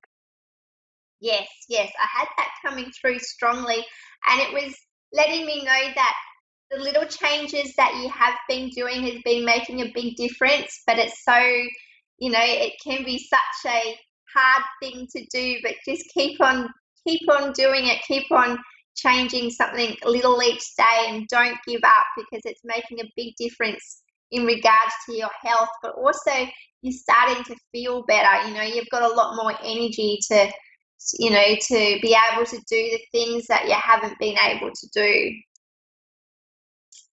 Yes, so that's like I've been learning how to run and things, because I didn't have the energy for that kind of thing before.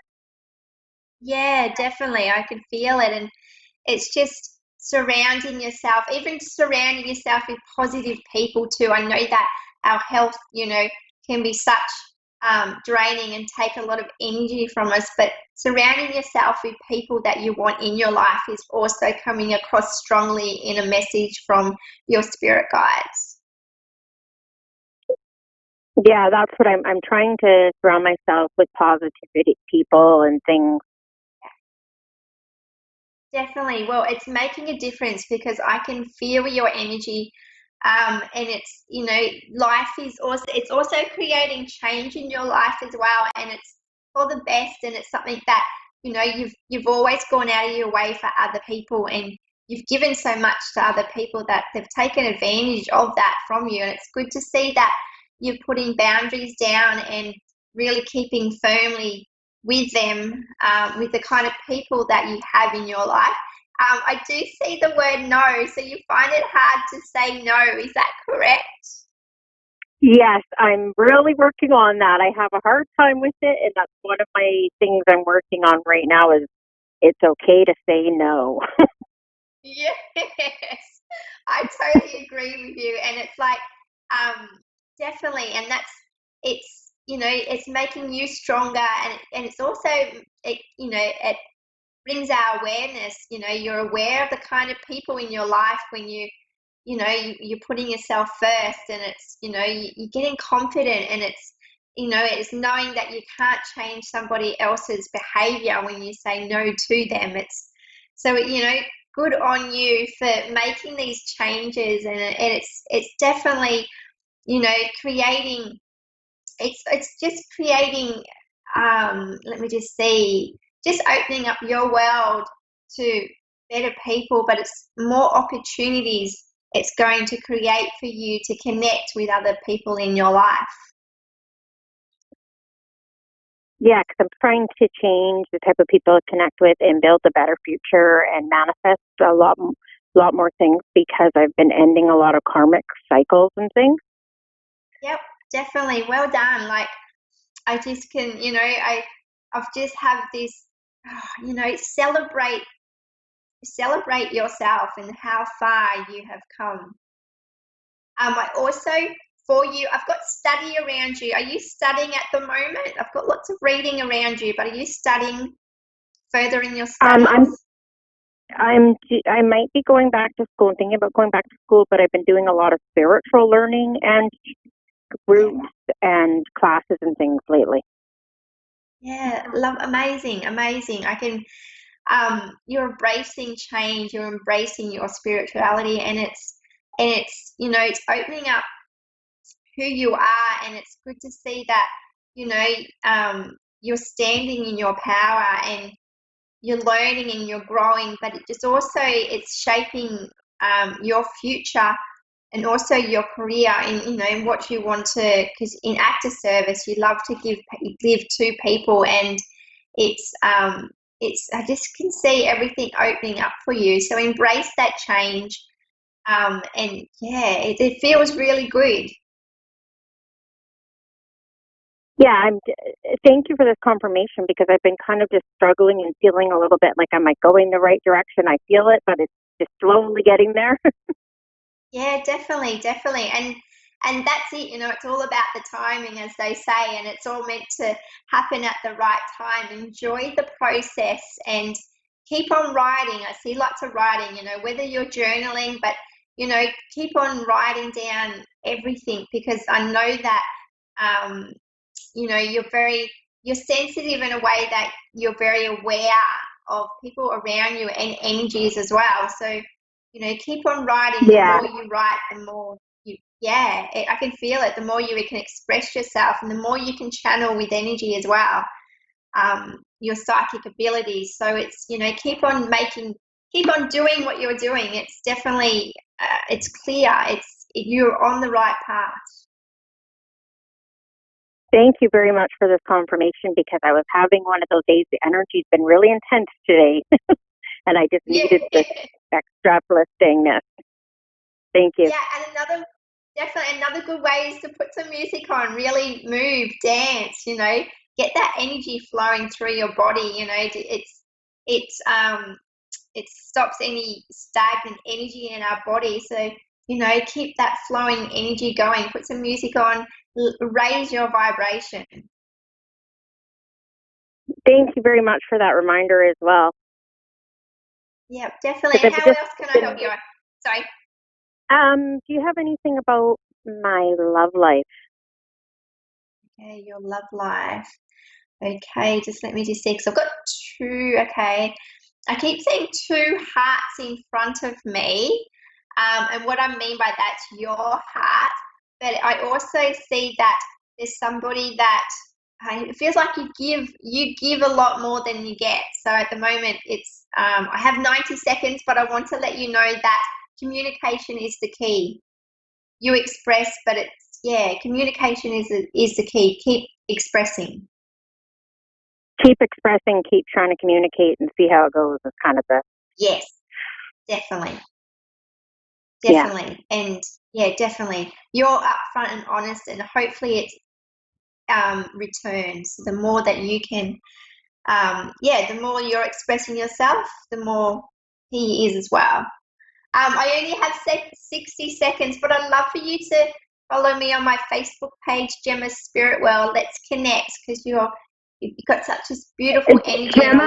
Gemma's Spirit Realm? Is Spirit World. Spirit Realm. Okay, Gemma Yeah. or Jenna. Gemma, Gemma? Gemma. Yes, Gemma. Gemma Spirit Realm. Okay. Spirit world. Spirit World? Yeah, Gemma Spirit World. Spirit World. And you're on Facebook. Okay, thank Yes. you. I will look you up. Thank you very much for this time. Sending you Thank great you, love and lovely. appreciation. Thank you. Bye. Many blessings. Bye. Thank you, A1R Psychic Radio. I had fun tonight. I look forward to connecting with you all next week.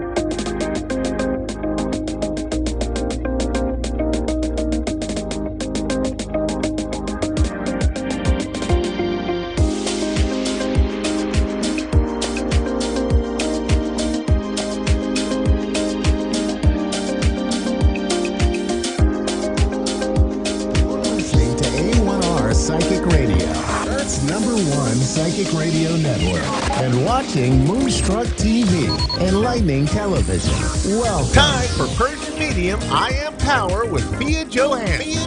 Live from PersianMedium.com. Connect direct. In North America, dial 888-454-2751. In London, 20-3519-2158. In Sydney, dial 02-8488-3147. Or online, contact us through our Facebook page, facebook.com/psychic radio. Or one of our websites, AskOneRadio.com or Moonstruck.tv. This is Persian Medium I Am Power on A1R, the Ask One Radio Network.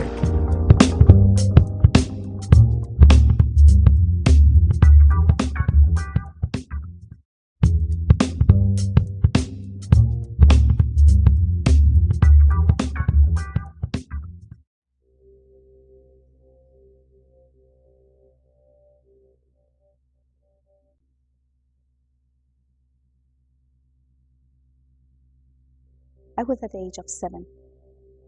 So it was my first grade. Yes, that was my first grade. Actually, it was that I felt that I'm kind of different, compare myself with others in the class. I felt that I feel and see things which kind of weird. It was really weird to me because I didn't know to who I have to talk to. What should I say to my teacher? And how can I explain my experience and my connections to I didn't know at that time what it means. The Holy Spirit, the messages, the things that come to me without asking, or every time when I want to have something, it's just come to me or came to me at that time. So I do remember I talked to my grandma and I said, I feel that I can hear people, I can see people.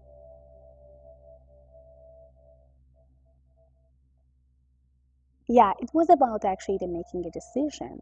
It was about that just do something, because every time when someone had some need, believe me or not, they come to me by themselves. I never even knew any of those people, where they are and where I can find them. They came to me, they talked to me out of sudden, and somehow I'm a messenger. And as a messenger, I always have to deliver my message. If I'm not, then I'm getting some punish from God. Or somehow some energies come to me and tell me or tell me that, you have to, and you did not. So yes, it came so naturally to me. I never decided for any of those messages. Those messages came very easily and nicely to me, and the only responsibility that I have is that I have to deliver the messages.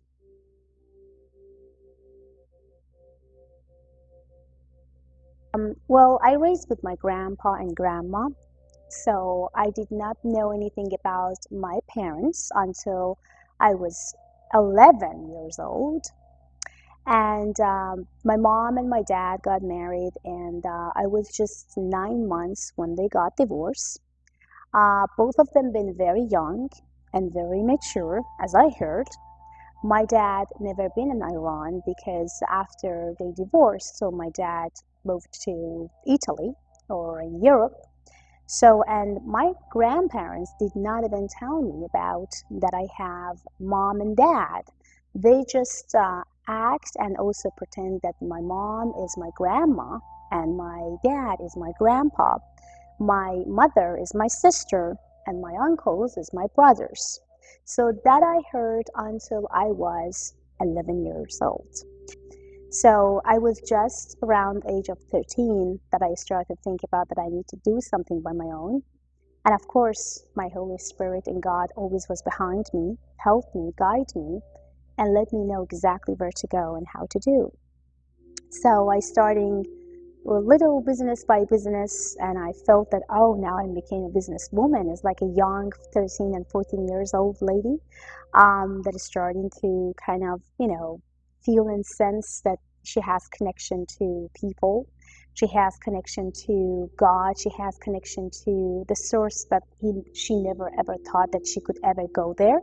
Like every single business as you could imagine, like computer and other things that I never had any experience of. So yes, I start my real business at the age of 13 and became actually the marketing manager for a big company actually in Iran, in Tehran, as a marketing manager. Yes, I did.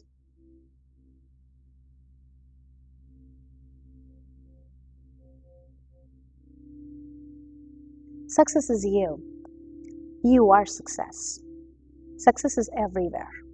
Success is something that you think and feel and connect into your own abilities. Success is about that you believe in yourself in the first place. Success means that you never let down or let go of anything that you want and wish because someone telling you that you can't. And you know what the most amazing success for me was? When people said, you can't do it, and I did. That means success.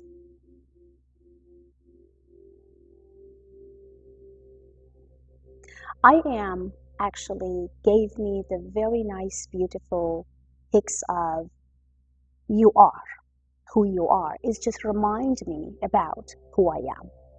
And power is also telling me that get in touch and get connect with your abilities, the power and the gift that you have inside, and try to touch it. And every time when I says I am, I remind myself exactly who I am. And power is telling me what type of power and abilities I have that I can receive and give, or give and receive to my audience, to my clients, to my students, and to my followers.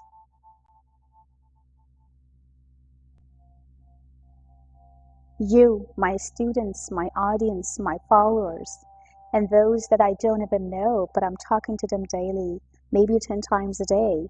Sometimes I may not know exactly who they are, but when they're calling me, would they meet me, would they cry, and would they feel that I know them for so long, that is exactly the inspiration. And every time when someone calling and says, well, Fiona, things happened.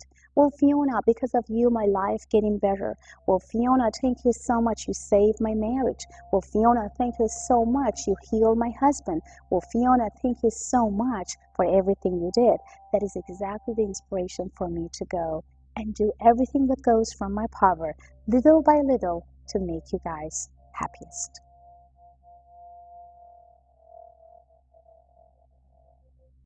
Well, it's very funny because I'm actually having or had or still a lot of people who is non-believer. And what the funny part was, those who was non-believer, when they was around me, the Holy Spirit and the guidance that come from the add energies is just showing them that they are completely wrong. Things happened that I was with them, messages come from others, so they kind of like being shocked one after each other that, wow, we didn't even believe, we didn't even taught, we couldn't even, So I understand that there is a lot of people that is non-believer, but you know what? This is exactly what I'm telling to people. If you are believing that you are living, that you have blood in your body, that you can move your body from here to the left and go to the right, means that you can feel and sense. And then you get connected to the sense of the energies that you have inside. Then you can feel more and more. As you know that animals can feel and sense before any bad things is going to happen, because they have a very strong sense. It depends. If you are a person that trying to, make your sense or see your sensualities in your emotion, your vision, imagination, your subconscious mind, get close to that power, then you can see, feel, and connect to the spirit. If you don't, if you disable those visions, if you disable those beliefs, if you disable that there is nothing as a miracle, everything is all about this, everything is all about that, everything is all about black and everything is all about white, there is not in the middle, what I have to say is completely wrong. Because I could feel and I could see exactly where we stand when it comes to our vision, emotion, feelings, and subconscious mind. If you get close to all of them, you can have and active your psychic abilities and mediumship. If not, it will be gone. So those who don't believe, they may never gonna active or activate the third eyes, the emotion and the vision in their life. So my advice to all of them is about to open up, activate it, believe it until you achieve it.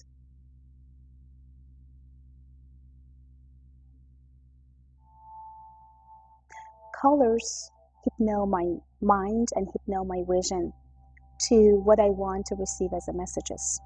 Sometimes when I have a difficult cases or I am in a difficult place with client which I'm trying to help and make them to heal, I am using those colors as a significant fingerprint for myself to receive the messages and to give them the messages. That's why I go to my studio and just like closing and shut the door for maybe half an hour to 3 or 4 hours. I'm using all the colors around, I'm playing with them, and I creating whatever I am waiting or they are waiting to get an answer from me. So yes, when I'm painting, I am not here. If someone screaming at me, talking to me, like my son, many times they come and says, well, Mom, can you do this and that? Well, I couldn't even hear them. So, well, my husband says, well, your phone is ringing, so can you answer? I couldn't even hear that because I'm not here. When I'm paint, I'm not here. I'm somewhere else. And sometimes the way that I'm choosing colors, the shape, the idea is not something that I'm choosing before I go in.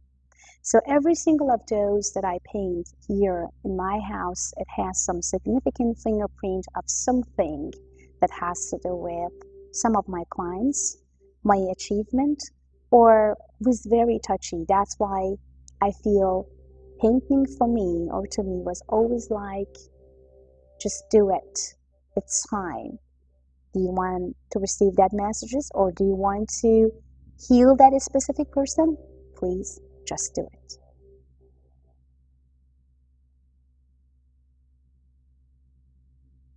So many people ask me about, like, is it a pentagram? Is this something that, is this not a pentagram? Is it not something that people or others use?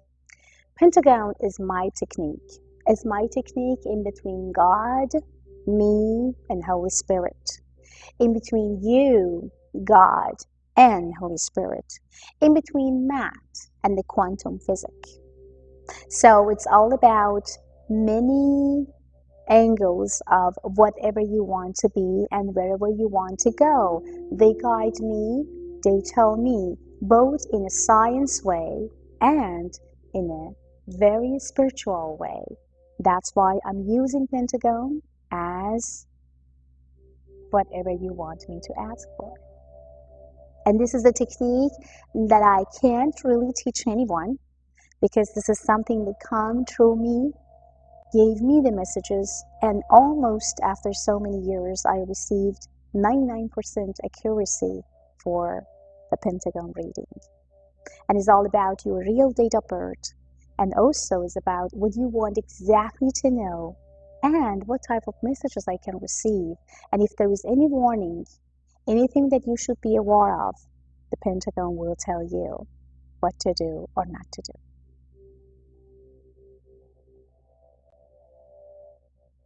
I'm working with all law enforcement, lawyers, police officers. Also, I had a couple cases with the highest top. So, yeah, I do. There is a lot of mystery questions about mystery murder cases, about questions that why this person is just like missing for 2 months without even have any sort of communication or connection with the family. The lawyers basically had kind of like insurance company cases. Example, they want to know that if that specific company telling the truth about what happened or not happened, and through their investigation, they're going to figure out that, oh no, that's not true, because the only things I'm telling them that there is 2 ways or 3 ways that they are lying. The first is this, the second is this, and the third is that. So it's now up to you where you're going to go and investigate. And also, when it comes to missing people, it's always a pleasure to helping missing, people or family that who has a lot of pain because their family is not around. So yeah, it's also such a pleasure when just like trying to use my abilities and my Pentagon, of course, to see exactly where they are. And if sometimes fortunate, I can tell them that, yeah, exactly where they are, but sometimes unfortunate, I have to just find a body for them and then let them to release and relief from that pain.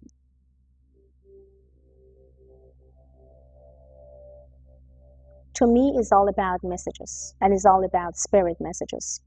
I dreamed again, and in my dream, I saw a very beautiful, gorgeous lady. I couldn't see the face, but I saw the beautiful white hair, long, white, beautiful hair with the white dresses. And when I say dresses, because she wore a couple like a dresses through her, it sounds to be that I could see her to transfer from the one place to second place and changing the dress through the white again and again and again and again. And to me, it was about like, what is the message is all about, why I dreamed about her. And then I didn't know exactly how and which way. Then I asked again, can you please tell me what is all about? Can you just please tell me why I had you in my dream and who are you? So next day, not, but the second day, I dreamed about her again. And she said, where white became light. I woke up and I felt like, oh my God, what is that? And again, I back to sleep. And she come back again and says, where white became light. And it was exactly when I starting to heal cancer patients. That was exactly when I started to heal animals. That was exactly when I healed, when I got the results as a healer, that how strongly things got exactly what we want. So, and that was a message to me. If you want to heal people, then wear white. And I felt that, okay, maybe it's just a matter of timing when I'm touching them. But then when I ask, I receive the messages and says, no, until you die. You wear white until you die, because it sounds to me that something activated in my mind and my body to be a healer, to heal disease that doctor says there is no way to heal. That's why I'm wearing white until I die.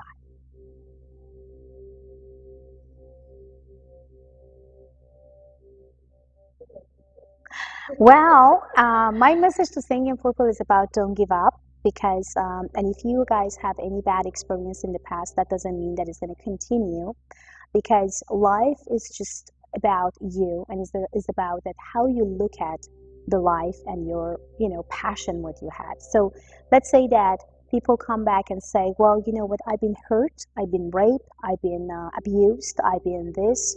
My advice to all of them is about stop to say I've been is a past. I don't want you to live in the past, because past is past. It's just going to give you more blame and anxieties. And then what you want to do from now on, do you know exactly what you want from the new guy? Because many of those clients that I have, they may say, well, I don't know, I just want a real man. And who is the real man for you? A real man is about to be a very wealthy man but kind of stupid, or a man that has everything. People says, oh, I want to have everything together. What I says, well, lady, everything means everything to you, but you have to be specifically and significantly know exactly what you want from that guy.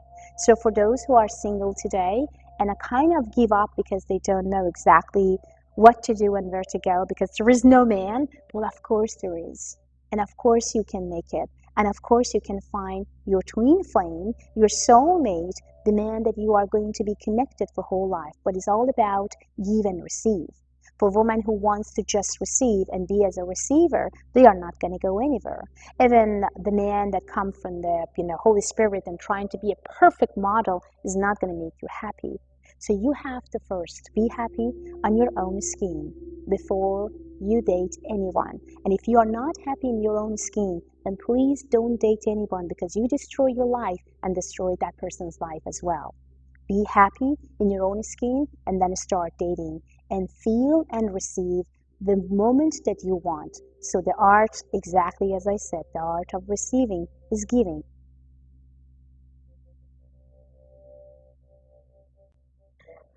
I love horses a lot. I did from age 10, actually.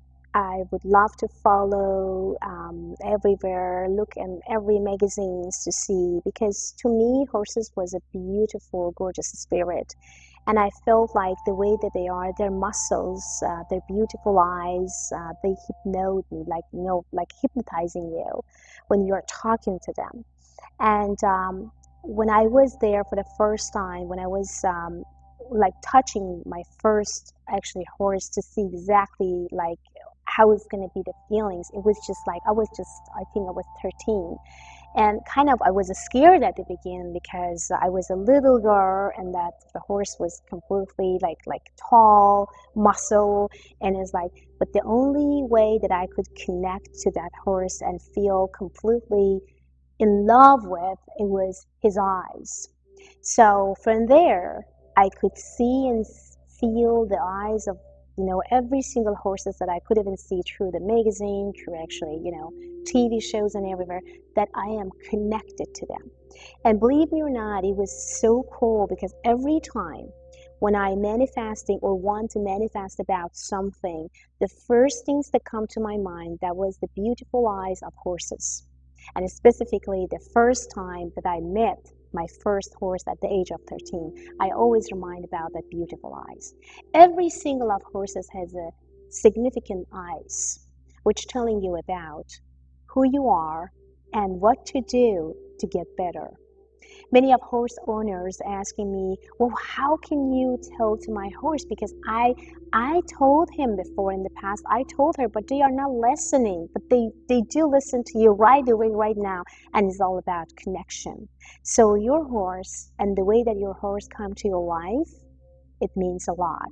that means something for you.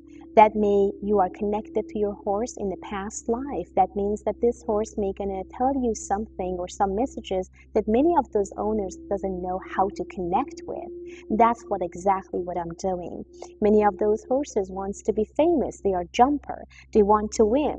Their owners would love to win, have a desire to win. Well, but they want to make sure that the horse exactly understood the fact that what exactly his or her desires is. And that is my role to go hypnotizing horses and telling him and her exactly what to do and not to do to make her happiest or feel healthiest or wealthiest, whatever she or he wants. So that is exactly what I did. At the same time, I heal horses a lot. Horses with the pain, emotional pain, physical pain, and any pains that maybe a doctor couldn't really do anything with them. I could, and I did, and I succeed, and I'm happy for that. That's why I'm very connected to horses. I am strongly connected to their energies, and I can do everything that goes from my power to make them, both horse and horse owners, happiest together and having and fulfill their desires.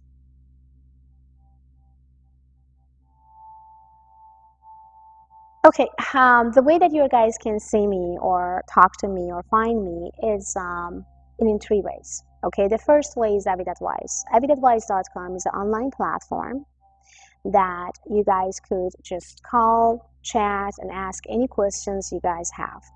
Many of you guys may not living in California, or maybe you are located in Europe.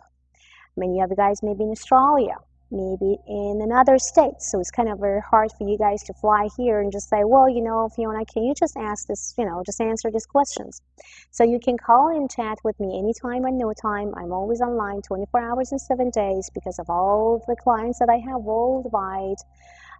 Then, they're going to be the shortest, the nicest, and maybe for you, the easiest. And the second is my radio shows, which is people calling and listening to my radio shows for half an hour. But unfortunately, not people can find me easily there because there's tons of people that waiting on the line to trying to have a convo with me. And the third one, which is the best ever one you can think and imagine, is a face-to-face meeting in my wellness center with my team in Corona Del Mar and in Avid Awakening. So we do a lot for you guys. We will do and touch your soul, your body, and your emotion and get you closer to yourself.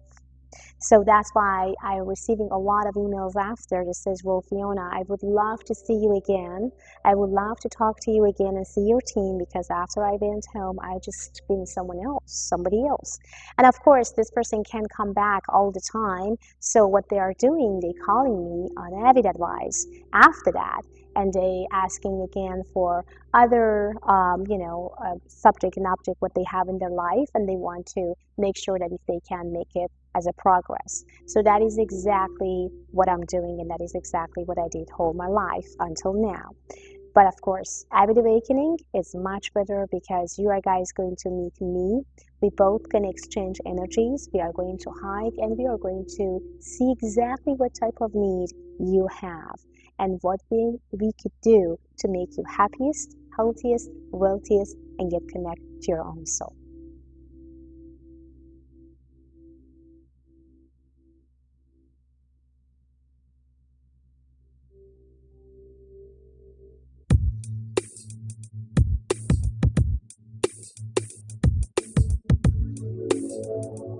Welcome back to the Global Entrepreneurship Initiative. I'm excited to introduce our next speaker, Ms. Fia Johansson, who's better known as the Persian medium and subconscious mind surgeon. She's a multi-talented motivational speaker, clinical hypnotherapist, and celebrity psychic medium. An author who works closely with law enforcement to help locate missing people and solve difficult criminal cases with detectives and as well as private investigators. Throughout her career, she's helped thousands of people identify personal roadblocks to help them truly believe in their own path to success, whatever that dream may be. Her greatest passion in life is helping others achieve their ultimate dreams and desires, teaching people to believe that truly anything is possible. Please help me welcome to the stage Ms. Fia Johansson. Welcome back. Did you know that police departments across the country and even the CIA sometimes turn to psychics to help them solve cases? Victims' families looking for answers also turn to mediums for closure. Fiona Johansson is an author as well as a licensed psychologist and hypnotist. Welcome back. Our next guest is a celebrity medium, a clinical hypnotherapist, a holistic healer, and holds a master's in psychology. Fia Johansson is known as the Persian medium, and she's even worked with intelligence agencies and law enforcement to find answers in cases. She also wants all of us to discover our best selves. Fia, good morning. Hey, everybody, welcome back. I'm Jack Canfield, your host for Hollywood Live. My next guest, Fia Johansson, is an amazing person. She is speaks 5 languages, which I find very impressive. She's emigrated to several countries, has a psychology degree from the University of Stockholm in Sweden. She is a hypnotherapist, clinical hypnotherapist and healer, and God knows probably other things I don't even know about. Hi, welcome back to Times Square today. I am your host, Greg Roulette, and I am very excited for our next guest because she is known as the Persian medium, the subconscious mind surgeon. She's a motivational speaker, clinical hypnotherapist, and celebrity psychic medium. This is going to be a fascinating conversation with my good friend, Fia Johansson. For centuries, it's believed that mediums have been able to mediate communication between spirits of the dead and living human beings. People usually recruit mediums to help them get in contact with family members or friends who have passed on. But celebrity psychic Fiona Johansson is also using her abilities to help law enforcement solve cold cases and help exonerate and free innocent inmates. And Fiona is joining us now. Fiona, welcome to the show. Thank you for having me. How are you doing today?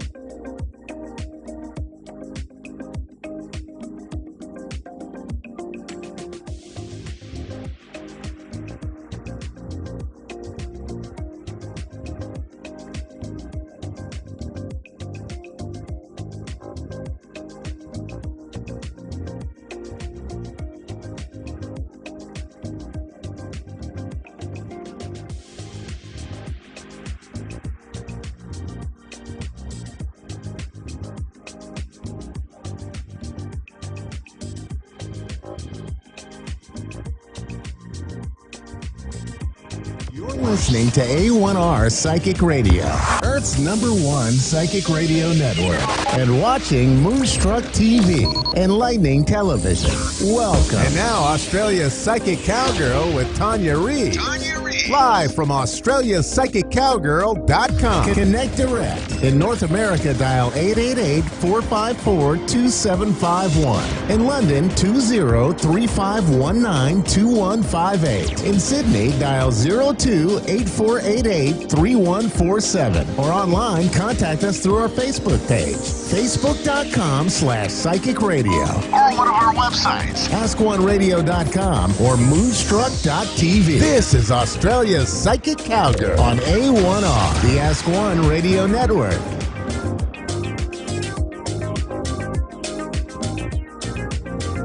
Yay! Hi everybody, Tonya Reeves, Australia's Psychic Cowgirl, coming at you from Sunday Creek, Victoria. So great to connect this week. Thank you for listening, and thank you for all calling in and requesting readings. We do get through, as many as we can, but thanks for your patience because, as you can imagine, we do get overloaded. So this week's been really massive, and there's so much going on. Not just in America, but all around the world, and we've all been kind of pulled up in our tracks to address the issues that are going on. And I don't need to go into detail. I can hear my dog in the background going on. But yeah, so it's about having empathy for everybody and the situation that we're in, and also energetically there's a lot of conflict happening for many. So I feel like sometimes, we can't always cover the outcome of things happening, that it's out of our hands, but we can work on what we need to work on personally. And I'm being shown at the moment through many of my readings how we're getting things that are coming to an end that no longer serve us. So there's a lot of energy around whereby we're being thrown out of kilter almost, and that's for many people. And I just think that, addressing it and having a look at what is underlying for you, if you're getting things that are coming up that need to be addressed. So at the moment, what I'm picking up on a lot is relationships. It's time to make a stand if you're not happy or you're in a relationship that's unbalanced. If where you're living doesn't feel congruent with who you are, reassessing that. So for many people that are doing the work on this and really digging deep on where they want to be, they're actually coming through with some amazing breakthroughs and amazing insights on what their future holds, and almost like we've been made to question where we are. And anything that doesn't serve us is really ready to be let go of.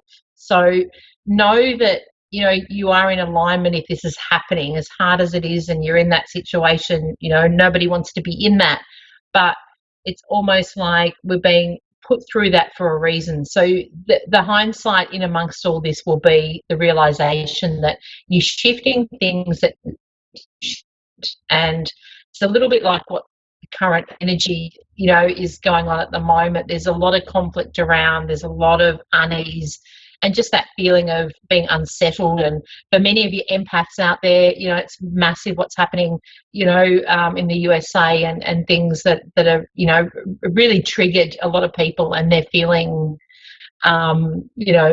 just feeling out of whack with it. So don't forget to do your grounding, get out in nature, say thoughts and prayers with all of those that are going through this at the moment. And I think if we can collectively all get together and go, we can make a difference if we send out that love and light and embrace the fact that we all come from the same place, no matter what color our skin is or no matter who we are. We're intermingled. So let's try and lift the vibration of the world and really connect in with that. Okay, so I've got my first caller, Palisa. Is that I'm assuming that's how it sounds. I'm sure she'll tell me, from Washington, D.C. Yes. Alicia, how are you going? Pardon? Sorry, can you repeat the question? Hello? You're a little bit fuzzy. Yep, hello, are you there? Yes, I am. You just... Oh, beautiful. That's clearer. Did I pronounce your name right? Yes, you did. Yes, thank you very much. My pleasure. What a beautiful name. I love it. I feel like I'm in the countryside with your name, so I don't know whether there's something that has been handed down, or I feel like there's something sacred about your name. Oh, it means flower. It's from South Africa. Beautiful. It's a South African name, Southern African name. Beautiful. So let me see. We've got, first I want to connect with, we've got a dad-like figure around you in spirit. Does that resonate? Is your dad passed? Yes, he has. Yep. He did. Okay, cool. Because I felt like I wanted to go, dad coming through. Now, has it been a little while since dad's passed? Yes. Mm-hmm. Yeah, because I felt that. I feel like he's showing me it's been a little while. I feel like he connects in with you and he wants to acknowledge. So when they acknowledge things, it's almost like there might be a question mark around it, but he wants to let you know that you have a lot of traits like him. And he's kind of laughing with that to say the good bits of him, I want to say. Mm-hmm. Okay, so it's a little bit like there's an acknowledgement of there's something similar to him, and I mean that in a positive light. So I don't know whether here on earth he wasn't always like that. There was glimpses of it, but it's like an acknowledgement that you have that. He's also shown me you're stepping into your personal power at the moment. So he's shown me, I want to congratulate you. So you've let go of something pretty big. Okay. Mhm.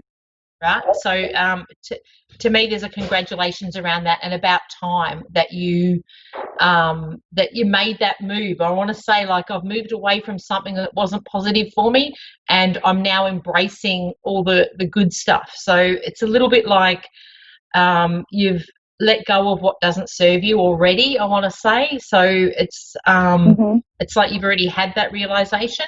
And I do want to say he's acknowledging something around relationships for you at the moment.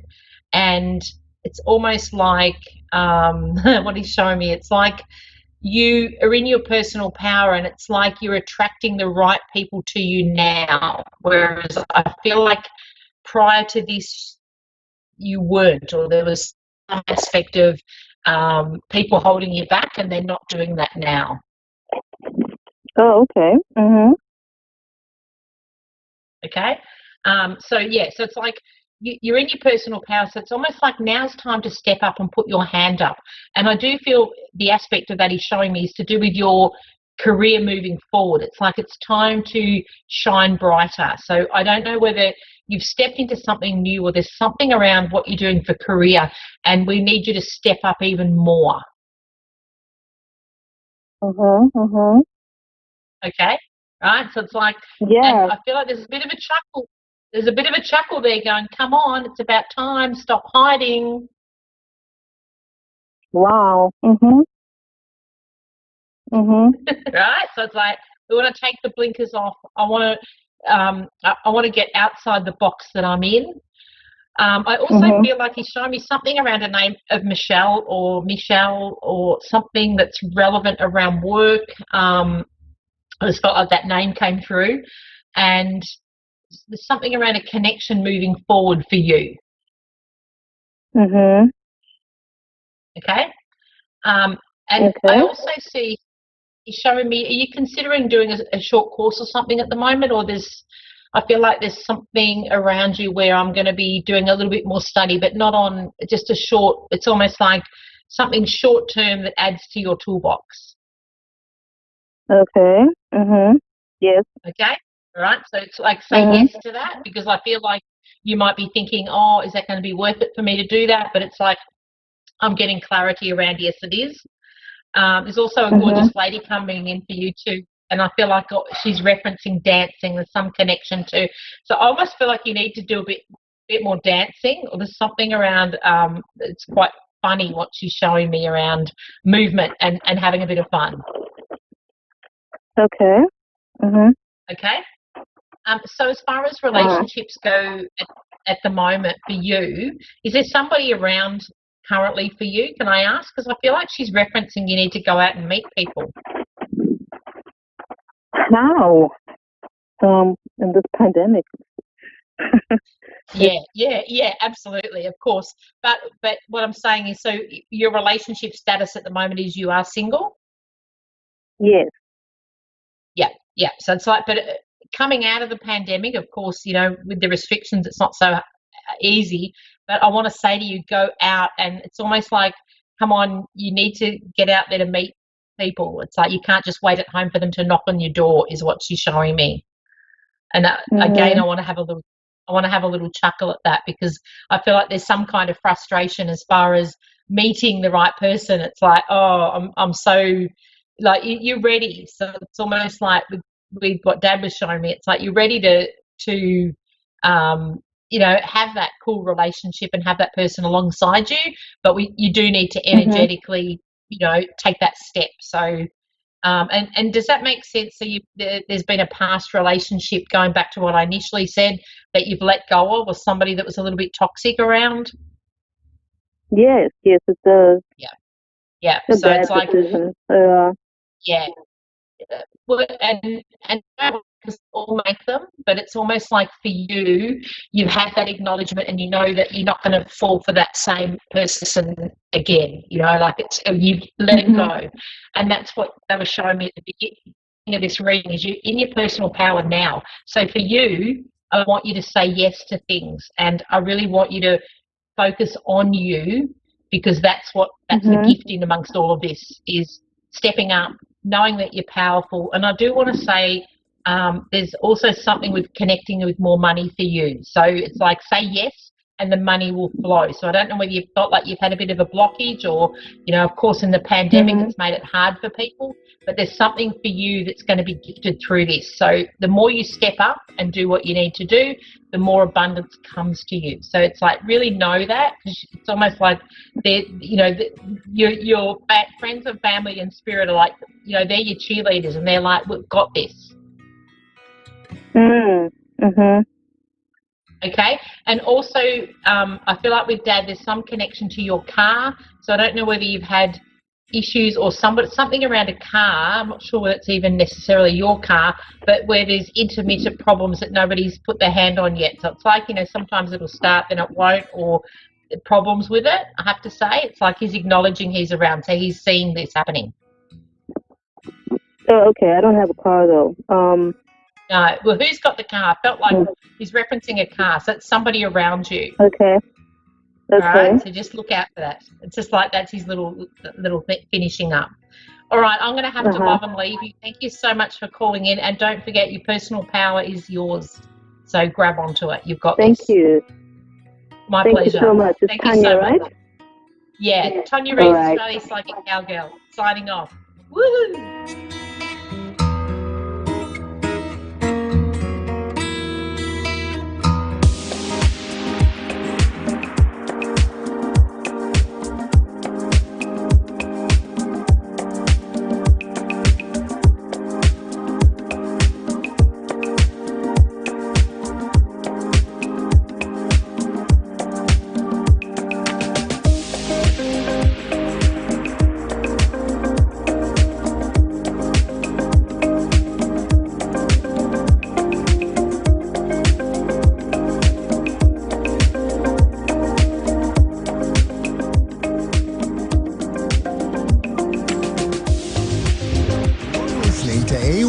Psychic Radio, Earth's #1 psychic radio network, and watching Moonstruck TV, enlightening television. Welcome. Time for Insights by Janita with Janita Francis. Live from insightsbyjanita.com. Connect direct. In North America, dial 888-454-2751. In London, 20-3519-2158. In Sydney, dial 02-8488-3147. Or online, contact us through our Facebook page, facebook.com/psychic radio. Or one of our websites, askoneradio.com or moonstruck.tv. This is Insights by Janita on A1R, the Ask One Radio Network. Hello and good afternoon. How is everyone today? Thank you for coming along to Insights by Janita Francis. It is a short show today, the quarter hour of power, if you will. And I have been awake. Now, in Australia, it is 6:15 in the morning and it's about 7 degrees. So if I look like I've got a nice shade of blue behind me, it's actually my skin because I'm frozen stiff. But I've been awake. Our house, I should say, and include my husband, our house has been unbelievably active. Now, we always have somebody walking around or doing whatever they're doing in our house anyway that's not necessarily still alive. So it's not unusual, but I'm pretty sure that they were having a disco this morning because I am no doubt going to be very tired about 1 o'clock our afternoon. So I have literally been awake processing spirits at 1 p.m. your time, which is just ridiculous. So I'm going to be very antisocial by the time this afternoon comes around. I have picked up an celestial quartz, which is the big brother, I suppose, to the smoky quartz, and also the spirit quartz, which is one level up from the celestial quartz. Spirit quartz is the really pretty purpley, orangey, yellowy sort of colour, depends on how the cut is. Mine's very raw cut. If you can see my screen, you'll get a glimpse of it now. If you can't see my screen, jump on Facebook and you'll be able to see my lovely face as well as my lovely crystal. And then the celestial quartz is not very pretty at all. It's a bit boring. It's almost see-through because the smoky quartz really gets a good working out. And I use these two quartz in particular when I'm tapping into higher level stuff. And this morning, it started off with big. Look, I'm not even going to say. Yeah, I'm going to say warnings, okay? But I don't want to freak you guys out. essentially what the message was. And I keep hearing it every time I go, okay, who is this for? Who's this intended for? But I actually think it's for the US. I think it's for a collective, not necessarily individual person or an individual situation. It's the US. And every time I think about this, guys, I get this massive handbrake. You know, like when you do a burnout in the car and you just slam on the handbrake and your tires screech and everything comes to a grinding halt. Now, interestingly, what the visions that I'm seeing are when this car comes to a screaming halt, and I can't actually see the inside of the car, which I think is symbolic. It's more about the situation needs to come to a grinding halt. Now, interestingly, this vehicle, whatever it is that's coming to a grinding halt for me, it actually comes right just before some really almost sheer grey curtains, and it's like smoke and mirrors. And the curtains open up and we can see things clearly. Now, interestingly, and I have to mention this to you, the view, you know when you can blur the background on your camera? The view in the vehicle, before we get to that curtain, before the curtain opens, is really blurry. It's shit. It's like, it's like you've smeared Vaseline across stuff. So things are not being seen clearly. And then the veil comes open. And I know it sounds really corny, and I think this started at 1 p.m. your time today. So if you're watching the news, there's something going on. We won't see it yet because, we're asleep at 3 o'clock. Well, some of us are asleep at 3 o'clock in the morning. Thank you very much, visitors. But so whatever's happening for you over there right now, you guys are going to come to a screaming halt. And it's just going to have the clarity that you're going to have on the other side of this is just huge. Now, when I asked for an indication of when this is going to happen, they were like 24 hours, 24 hours, 24 hours. Now, I'm in Australia. I'm technically from the future because you don't have your 6:21 Wednesday morning yet. You're still on Tuesday. And the indication for me is just 24 hours your time. So things are going to really dramatically and quickly change for you on a collective level. Which means that the whole of your country is just going to have a big handbrake. Hang on a minute, there's something going on here. The information that we're getting here in Australia about what your current affairs are and what's going on, I mean, it's the media. Take your pick what's true. I prefer to talk to my physical, personal friends that I actually know in the States. They're more honest about what's really happening for you. And if it is as terrible as what's going on, then my heart absolutely bleeds for you. But I can assure you that this is, every time I think about it, that I can hear this big handbrake and it's screechy. So it's coming to a grinding halt really, really quickly. So you guys are probably for another 24 hours maximum of shit hitting the fan, and then you can start breathing a little bit more easily as well. There's a lot of fear-based stuff. Now, the fear is about feeling emotion and releasing it. Okay, so I think everyone's caught in the fear all worldwide at the moment of what's going on, and there's, everyone's unprecedented. How many bloody times have we heard that word? And also, we don't know what's going to happen, and there's that uncertainty. But there's no more uncertainty than what happens every time we go into a flu season, or like all those people that passed away on the plane crash recently as well in a different country. Then like 55 lives were lost in a heartbeat, and that's equivalent to what we've lost here in our whole country. And it's just that fear of the unknown and perceived control that we thought we had. Now, I'm saying perceived control because we didn't actually ever have control. Life just felt like that for a little while. So letting go, giving over to whatever your belief patterns are. A lot of people have said just let go and give God. I personally don't believe in God. I believe in a higher creation than that, a collective good, and that we're all connected.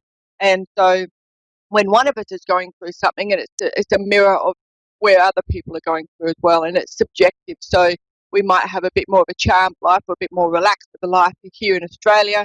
But when our civil liberties or our freedoms are taken away, we really feel it too, because we're used to a certain style of living. From the US point of view, and from what I'm being told in the download from this morning, and which is why I'm speaking so damn fast because I'm still downloading, is that everything's going to come to a grinding halt. You've got so much more has got to come out, and it's coming out really bloody fast now. It's like if you believe in the giant in the sky, it's like one of the giants just said that is enough, and they've stomped their foot down, and it's just going to change in a dramatic fashion, very, very quickly for you guys. So let's see how it all unfolds. The best advice I can give you to get through this period is to trust your gut. Okay, your sensory apparatus, your eyeballs will believe whatever your mind has got that experience from in your lifetime. So if you grew up in a fear-based environment, this will be very fear-based for you, or it'll be a walk in the park, depends on how far you've gone in your own evolution of self-awareness. So the best advice I can give you is to follow your gut instinct, follow your gut feelings. If something doesn't feel right, it's not right. If something smells like horse shit, guess what? Probably is horse shit. So let's have a look. Okay, I pulled out some light work cards this morning just to see, a bit of an overview. I always like to do that last to make sure that whatever I'm channeling, got a bit of a backup plan as well. And this is all about original light workers. So this is not religion based. Okay, light workers are people that want to shine light on things, see the best side of things, see the best perception, the best angle, really bring the natural beauty out in any situation. Okay, so the cards here are all about going on a journey, longing for belonging, longing for seeing how we all fit into this big picture. And we're still talking about the US. Bugger the rest of us at the moment. It's all about you guys today. And it's also about nurturing yourself and looking after yourself. How can you mother yourself? How can you really understand what's going on around you and how to protect yourself during this time? And I'm not even talking about the virus. I'm talking about everything else that you guys are going through. They're saying now that there's a major upheaval coming for you as well. So that major upheaval is just like, boom.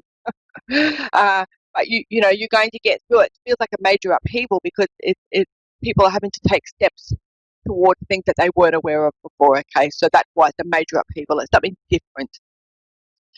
It's all coming together though. Everything's coming together. We don't need to give too much concern to what's happening on the other side of the veil. The fact that this vehicle that I was talking about right at the beginning of our segment stopped right at the curtain says to me that, and the curtain opens instantly, it means it's an instant thing. It's going to happen really, really fast. Okay, so when that time comes, know that on the other side of that upheaval and know on the other side of whatever that is, you're actually going to feel a lot better. Your quality of life will be a lot better across all of the states, okay, not just certain types of people or certain areas or the people in special white places, perhaps. It's for everybody, okay? The change is effective for everybody, the collective good. And if you want to hear more from me, please do so. I have a podcast with the lovely Trish Rock on Wednesday nights at 6:30 p.m. Now, that is Australian time, so that's a little bit early for you guys, but we would love to have you there. You can subscribe at Buzzsprout, and that will get you subscribed to our podcast. So, yeah. All right, guys, thank you very much, and we'll see you all again next week. Bye for now.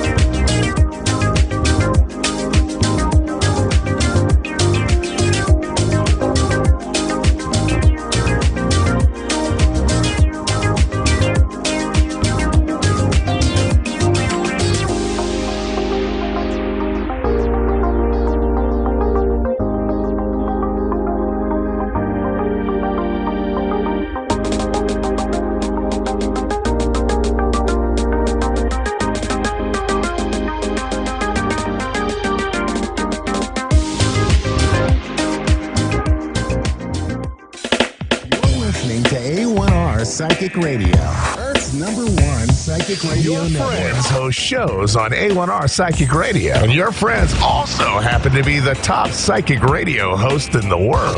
This is Planet Earth's top psychic radio and television broadcasting network. Nothing but love, light, and good intentions here. This is A1R, and we are live now. Time for Reverend Elliot's Magical Window with Reverend Elliot.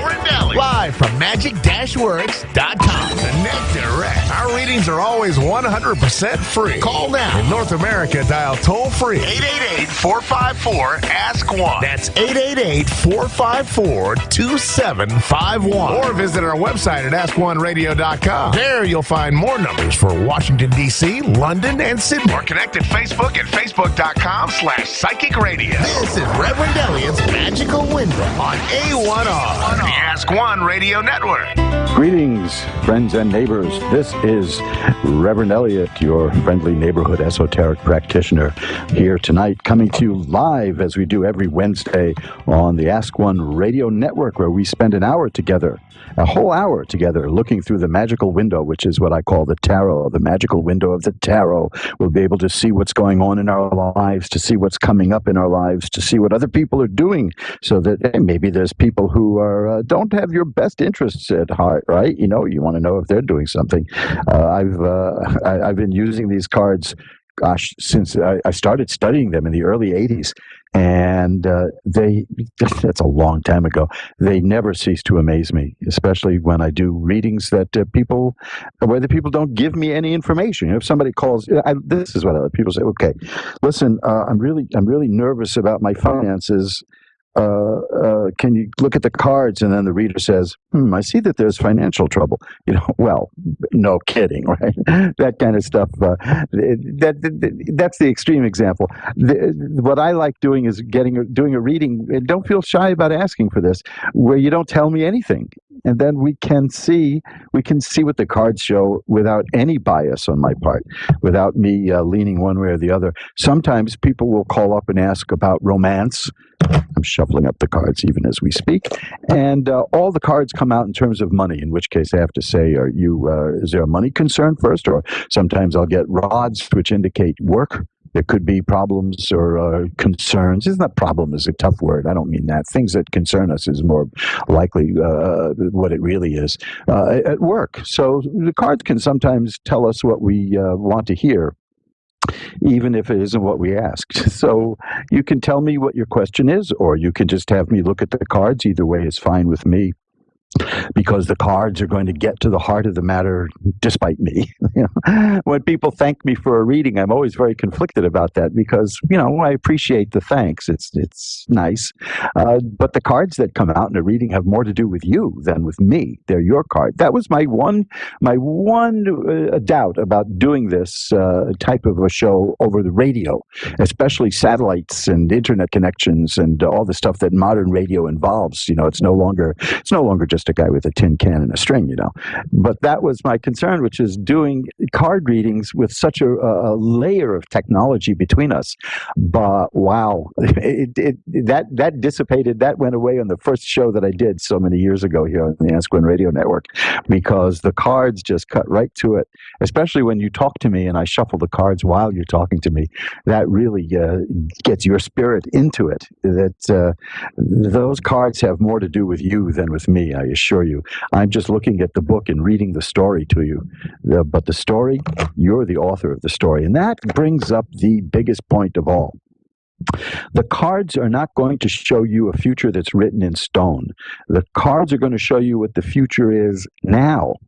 The future 10 minutes from now can be very different, because 10 minutes from now, you have more information than you did now. I'm mixing tenses. Oh, my English teachers would be so angry. But the point is, why look at tarot cards to see the future if there was nothing you could do about it? If the future was set in stone and there wasn't a darn thing I could do about my future, I wouldn't want to look at the cards. I wouldn't want to know. But we live in a universe that is so complex and so overlapping that, I mean, I wouldn't be surprised if I walked out the door fast one day and bumped into me coming in. I mean, we don't even know the nature of time. We have no idea what that is. That's what quantum physics goes into. So, there's even been work at Princeton that shows that you can not just influence the future, but thoughts can influence the past. You can change the past. Think about that. I mean, wow. I mean, look at all the time that we spend trying to deal with things that have happened to us in our lives. Could you imagine if we could just go back and change those things? Well, of course, then we'd have a whole other set of problems to deal with.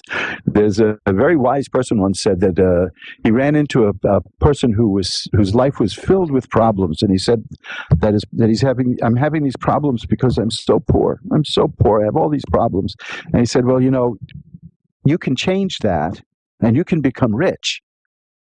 And if you do, you know what you're going to have? You're going to have rich person problems. Right now, you have poor person problems. You'll have rich person problems. Now, of course, the answer to that is, I'll take it, right? But how many of us have heard the expression that if we could just look at everybody else's troubles, we would be happy just to settle for our own troubles. So that's the thing about tarot, is that it'll give you more information so that you can see what's coming up, so that you could do something about it. If you like what you see, you can make it stronger. If you don't like what you could see, you could do something to change it. That's the whole point of looking through the magical window. Now, we only get an hour each week, so I'm going to go right straight to the readings. And first, I'm going to do what I always do. I'm going to declare sacred space by ringing a bell 3 times.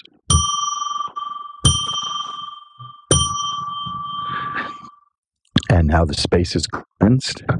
And let me light a candle. Yeah, there we go. We got the candle lit, and we are ready to pull the curtain back on the magical window for Josie in Canada. Hi, Josie. You're on with Reverend Elliot. Hello, Elliot. How are you? I'm doing well. How are you tonight? Not bad. What can we look at? Romance. Okay. And I heard the whole thing about the romance and the cards giving you something different, but let's give it a go. Okay, well, let's see what we've got. Well, I have to ask you this because I got a card here that's got a very specific meaning. Have you been in a bad relationship recently? Yes. Okay, because the card I've got is the Ten of Swords. And the Ten of Swords is it's an ugly-looking card, but what it means is the worst is over. So whatever was bad about that relationship, it's over, okay? The worst is over. The next cards I have are very good cards. They're interesting cards because the next is Temperance. That's telling me that the balance will be restored. When we're in a bad relationship, when a thing breaks up and it doesn't work out, we feel unbalanced. Well, the Temperance card is about achieving that balance, and you will achieve that balance. And then the Three of Cups, you're going to have support, and you'll find some really good support through your friends.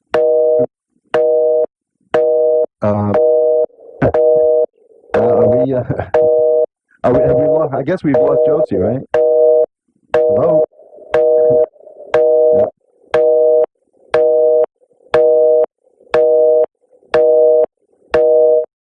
Josie, are you there?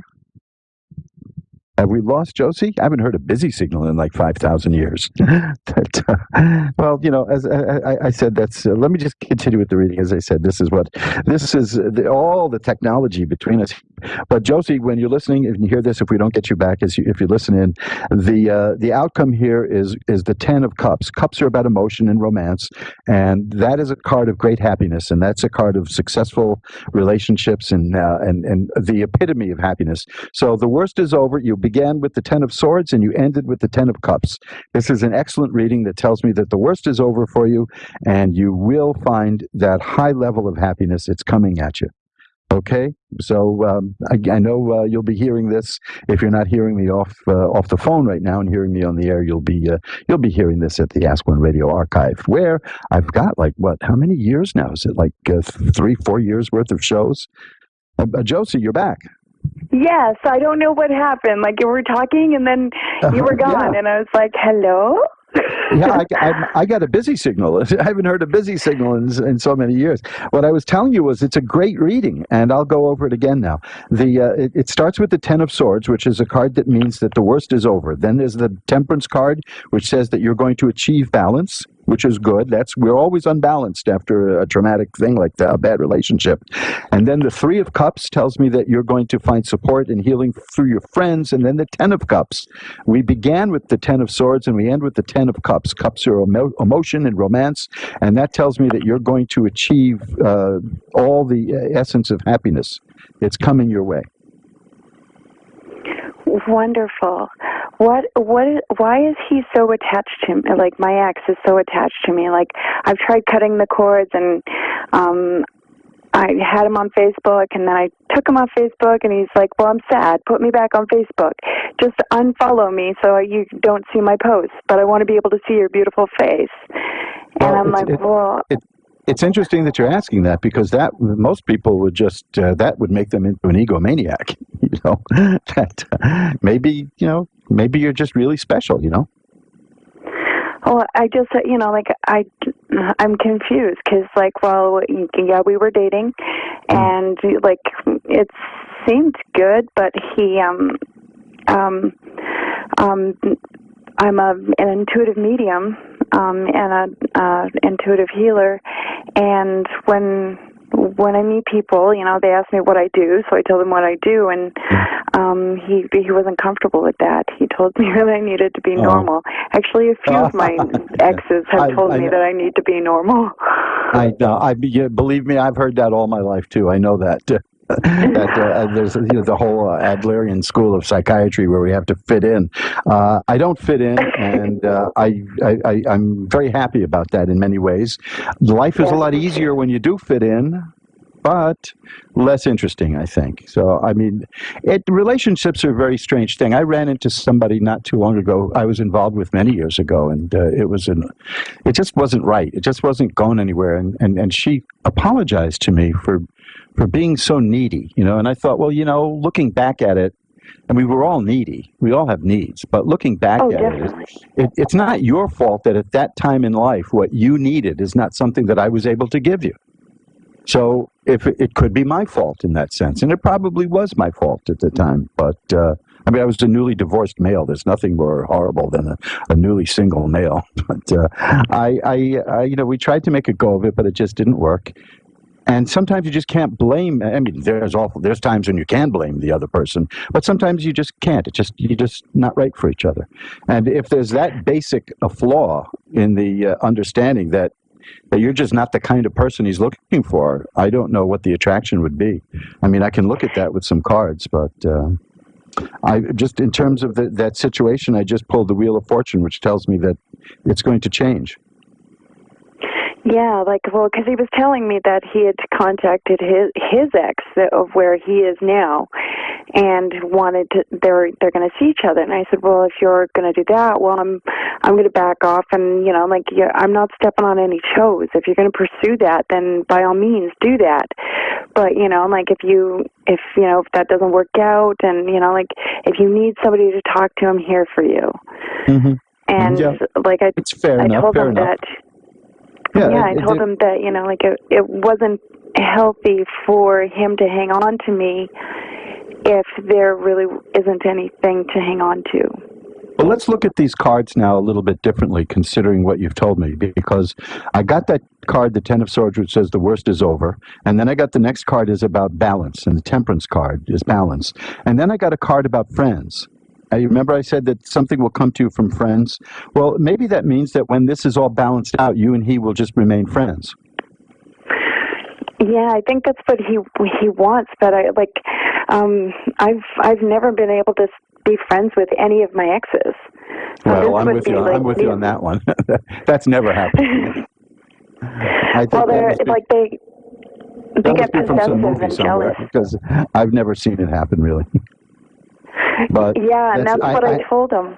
I have to interpret the cards, and there is the balancing that's coming, and then it's followed by something relating to getting things through friendship. But I don't think the situation with him is going to last the way it is. I see it changing, and changing very well, because I've got the World, which is a card of assured success, and the Ace of Cups. So cups are all around here. So this is definitely the issue that you asked about. It's definitely an emotional issue. Okay, yeah, because I care about him, but I don't want him to hurt himself by trying to hang on to me. You can't stop people from doing things like that sometimes. This is true. Yeah. But it does look good for you. You're going to achieve the balance. The worst is over. You're going to find happiness.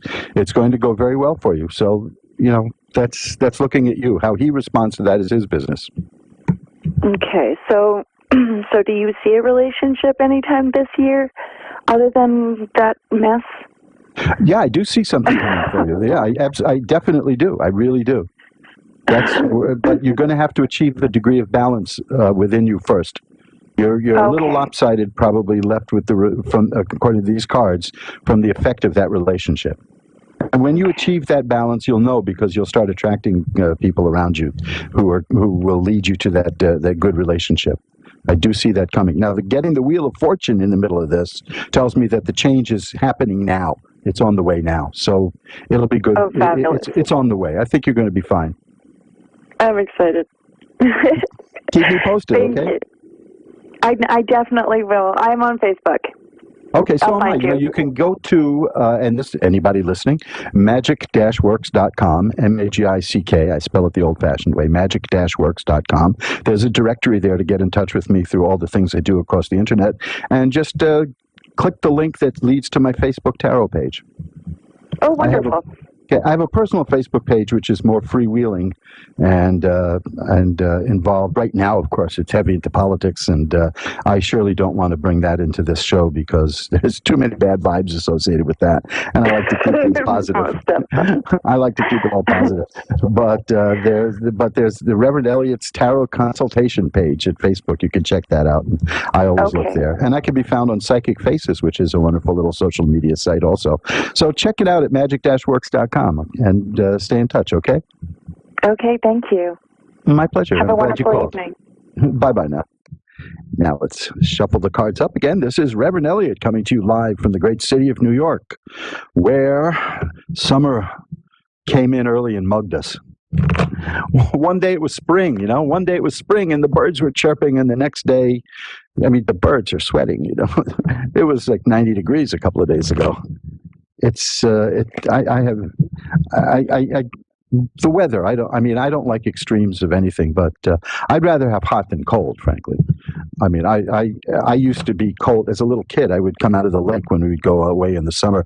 I would come out of swimming in the lake in August, shivering. Cold is not my thing. I went to a Chinese herbalist for some medical advice, and he checked my pulses and all, and he said to me, "You don't like the cold, do you?" I said, No. I hate the cold. So we worked on something to help balance it. That's like the temperance card. Chinese medicine is about balance. It's about balancing the hot and the cold in the body. It's that simple. How you do it is not simple. We're all shuffled up now. Let's cut the cards. And next, it's Lizzie in Pennsylvania. Hi, Lizzie. You're on with Reverend Elliot. Hi. Hi. How are you tonight, Lizzie? Okay. What can I look at for you? I don't know.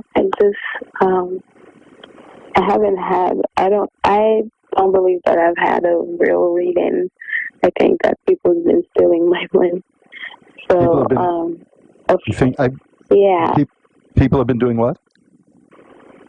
Taking my money from me and has not been giving me true readings. So tonight I was talking to a friend who referred me to this show. Yes, first of all, yes, the amount of money that you're going to spend right now is very good because it's nothing. The readings are always free. Okay, that's the first. Readings are always free. So let us now. That brings up an interesting point because I am a board member of the American Tarot Association, and we have a code of ethics, and it's very touchy doing things like this for money. And if you go to the website I just mentioned before, anybody can go there. It's magic-works.com, magic-works.com, and scroll down at your leisure, and you'll see a link to the American Tarot Association Code of Ethics. And I also discuss in my book, here, look a duck or you'll be hit by a flying plug, right? My book is called Reverend Elliot Explains It All. And one of the questions I get asked frequently is, how do I choose a tarot reader? And There's a lot of stuff that goes into that, but for me, the bottom line is if you go to get a reading, and after that reading you feel worse than you did before the reading, don't go back to that person. Okay, if you don't feel good after the reading, if you feel worse than you did going in, that person is manipulating you. So let's see what we can do to give you a reading now, and we'll see what we get. Is there anything in particular you want to look at? Well, not necessarily. My father passed last month, and I feel like I didn't have enough time with him. I'm sorry to hear that. Yeah, that's well. If there's something in particular that you want to look at now, let me know. Let me tell you what I'll do, because you sound things have been confusing for you. I'm going to give you my email. Okay. Here's my email. Take it down, or you'll hear it later in the show. It's Ask Tarot. It's one word. AskTarot@earthlink.net. Okay, Lizzie, and get in touch with me if you want, and we'll do a reading privately over the through email. Okay. No charge. No charge. Just because, you feel, it sounds to me that you're not sure what you want to talk about, but you want to talk about something. So if you want to get in touch with me off of the radio, I'll be happy to do that, because I think you've had some bad experiences, as you mentioned, with card readers or readers in general, and I'd like to help make up for that. Okay. So Ask Tarot I'm sorry. Earthlink, EARTHLINK. That shows you how long I've been. That's an old one. Earthlink.net. You can find me through the Ask One Radio website. You can find me through Facebook. You can put Reverend Elliot into the internet and tarot, and you'll get me. I'm the easiest guy to find. I'm easy. I'm not hiding out anywhere. People can always find me. Sometimes people try to use information about me to put me down, and I always remind them. I say, you wouldn't know that if I hadn't told you. So how do you think that it puts me down by spreading what I told you? What I put on the internet. I'm out there. I'm really there. So if you're not comfortable yet looking at something, contact me privately, and we'll get something going. Okay. Sure. Okay. Now, is there something you wish to look at while we're here at the moment? Just my father. I just wish I'm troubled because I feel like I don't know where he is, and people have been telling me to stop looking, but I don't know. I just want to know where he's at after death. Where is he at? Wow. Let me tell you something. While you were talking, I pulled a card and I got the death card. Okay, so that's a good card to get. That means that we're on the right track here. Okay, so let me see what I can find that goes under that. I have cards. I have cards that are nothing but happiness, and they relate to enjoyment, and they relate to childhood. What I'm seeing is very positive stuff, very good cards, cards of success, like the Sun, which is a card of healing. The Six of Rods, which is a card of triumph.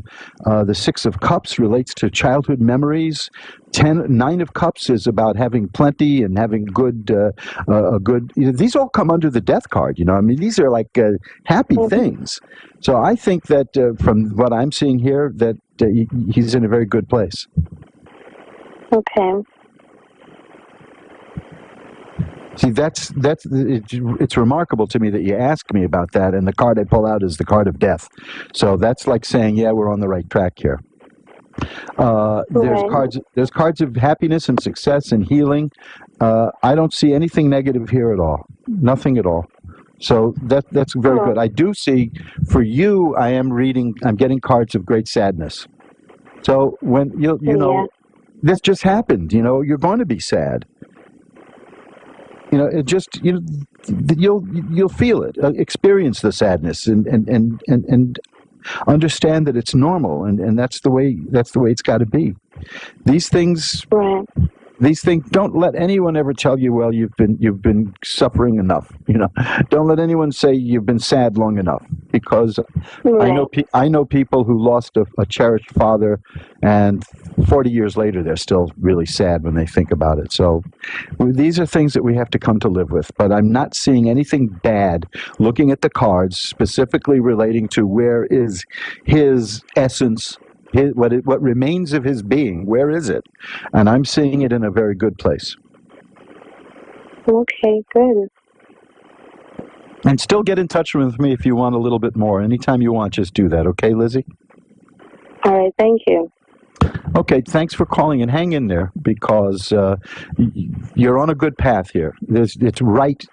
There's nothing wrong with feeling sad right now, and that's just where it's going to be until you change. You know, until you absorb it. You know, it never goes away, but you absorb it. So stay in touch. I'll be more than happy to give you a little more reading. Bye-bye, Lizzie. Blessings to you. Bye-bye. Let's just shuffle the cards, and wow, can you believe it? The show's half over. We've hit the halfway mark, and you're with Reverend Elliot on the Ask One Radio Network, where we get together every Wednesday night, and we look through the magical window of the tarot cards that let us know what's going on in our life, maybe even in the life beyond, as we were just looking.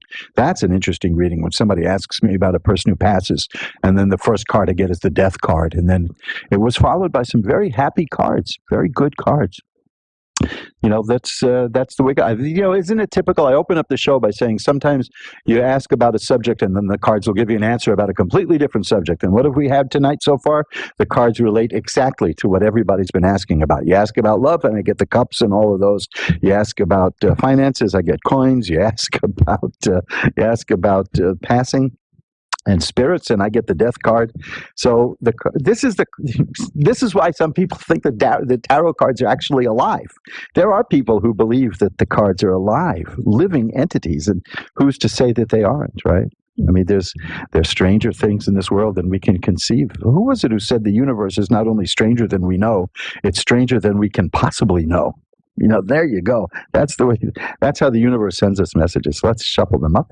Reverend Elliot on the Ask One Radio Network, where we're going through the magical window of the tarot now for Marie in Utah. Hi, you're on with Reverend Elliot. Hi, you on there in Utah? Can you hear me? Yes, I'm here.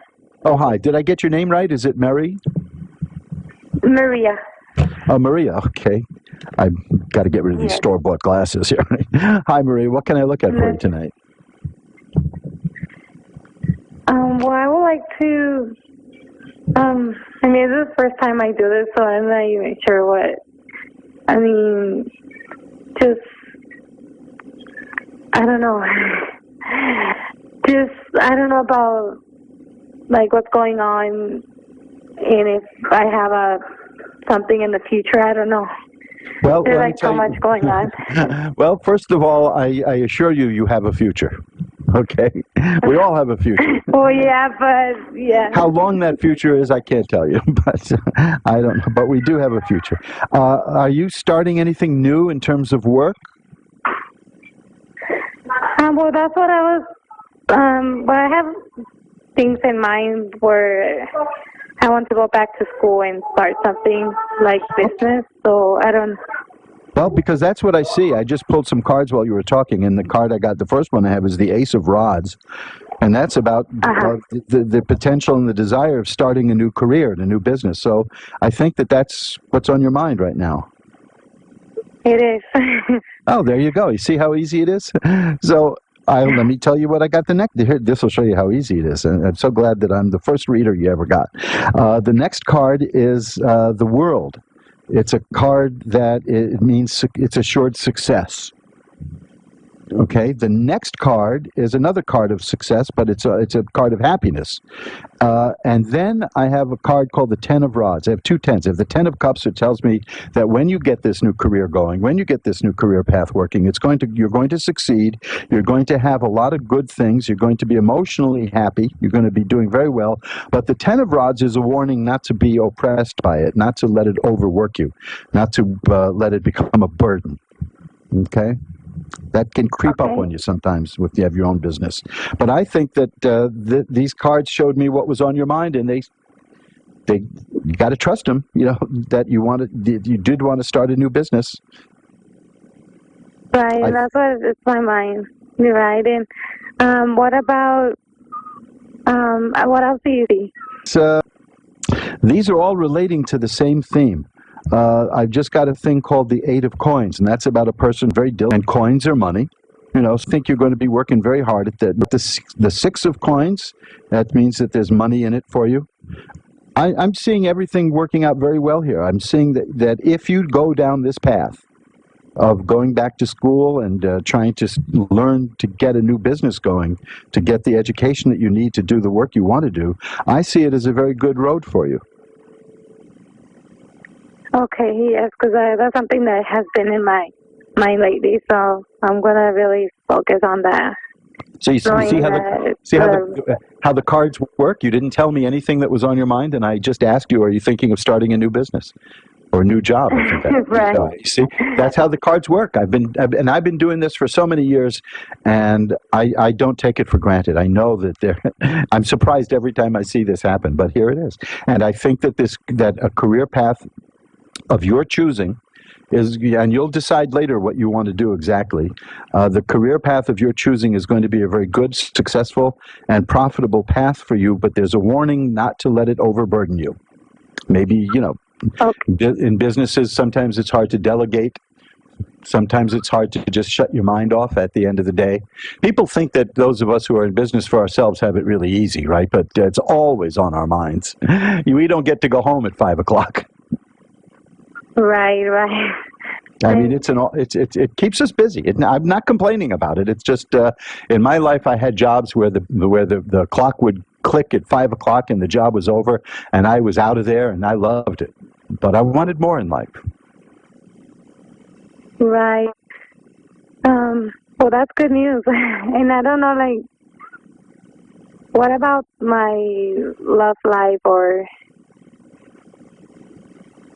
Well, I have the Two of Cups. That's the card I just pulled. Traditionally, that card means the beginning of a new relationship.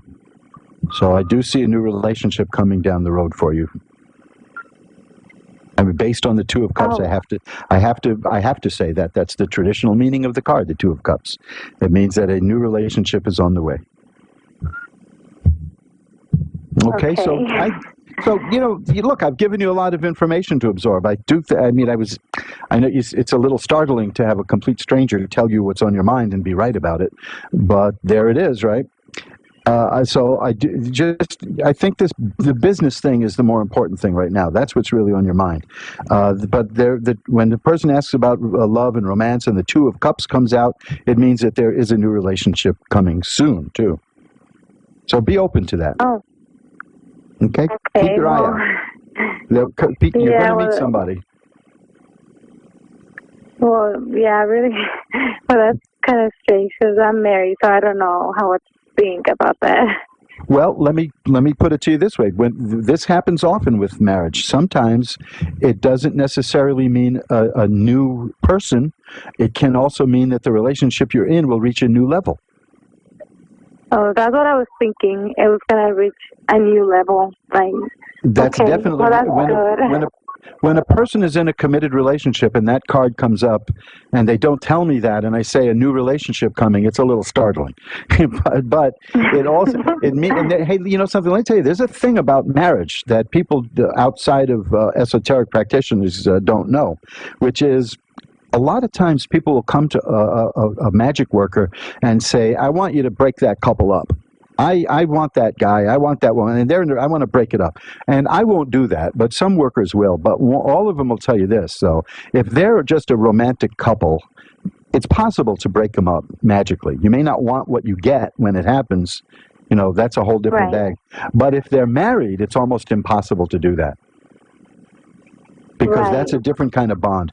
So in a marriage, if you get the card of a new relationship, that almost always signifies that the relationship you're in will reach a new level. Okay, is it like a better level or? There you go. That's a good question. Let's see what we have here. Let's see if we get a positive card here. Yes. Yeah. What I got is a card that I got earlier. there was a card called the Ten of Swords, and that is a card that means whatever bad stuff was going on is over. If there's been a strain, if there's been trouble in the relationship, if it hasn't been going the way you want it to go, I see that that period is coming to an end.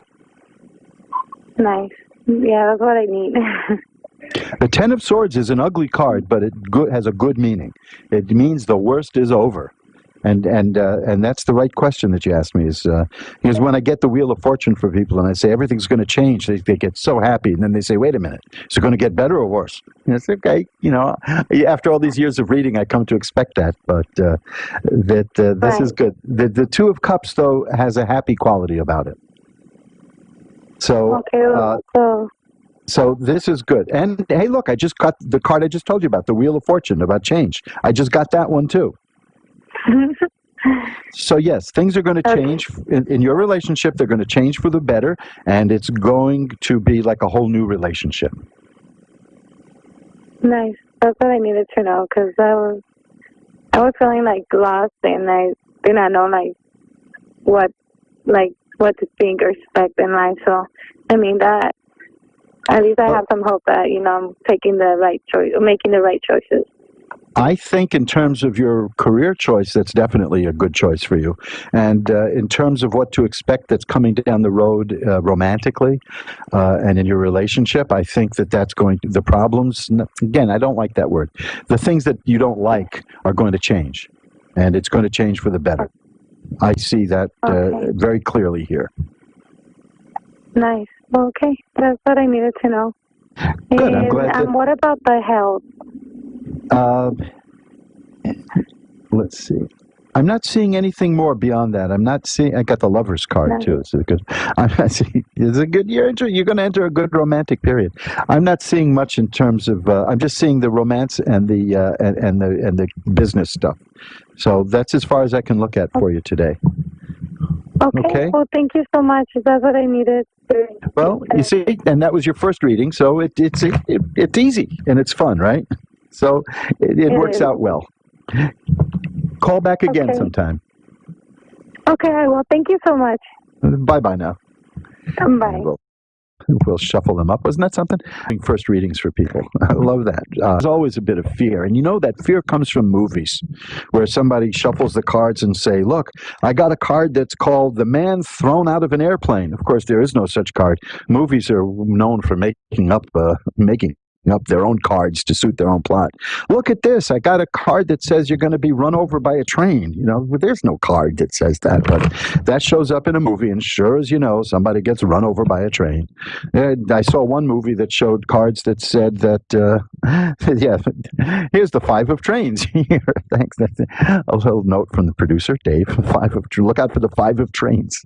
I saw one movie, Dr. Terror's House of Horrors. A guy reads tarot cards for people on a train in England, and they all die, one after the other. One shows that you're going to get eaten by a plant, and guess what happens to the gets eaten by a plant? Gets eaten by a plant. What a shock! So the movies have done more to scare people away from tarot than I think just coming at the end of dinner.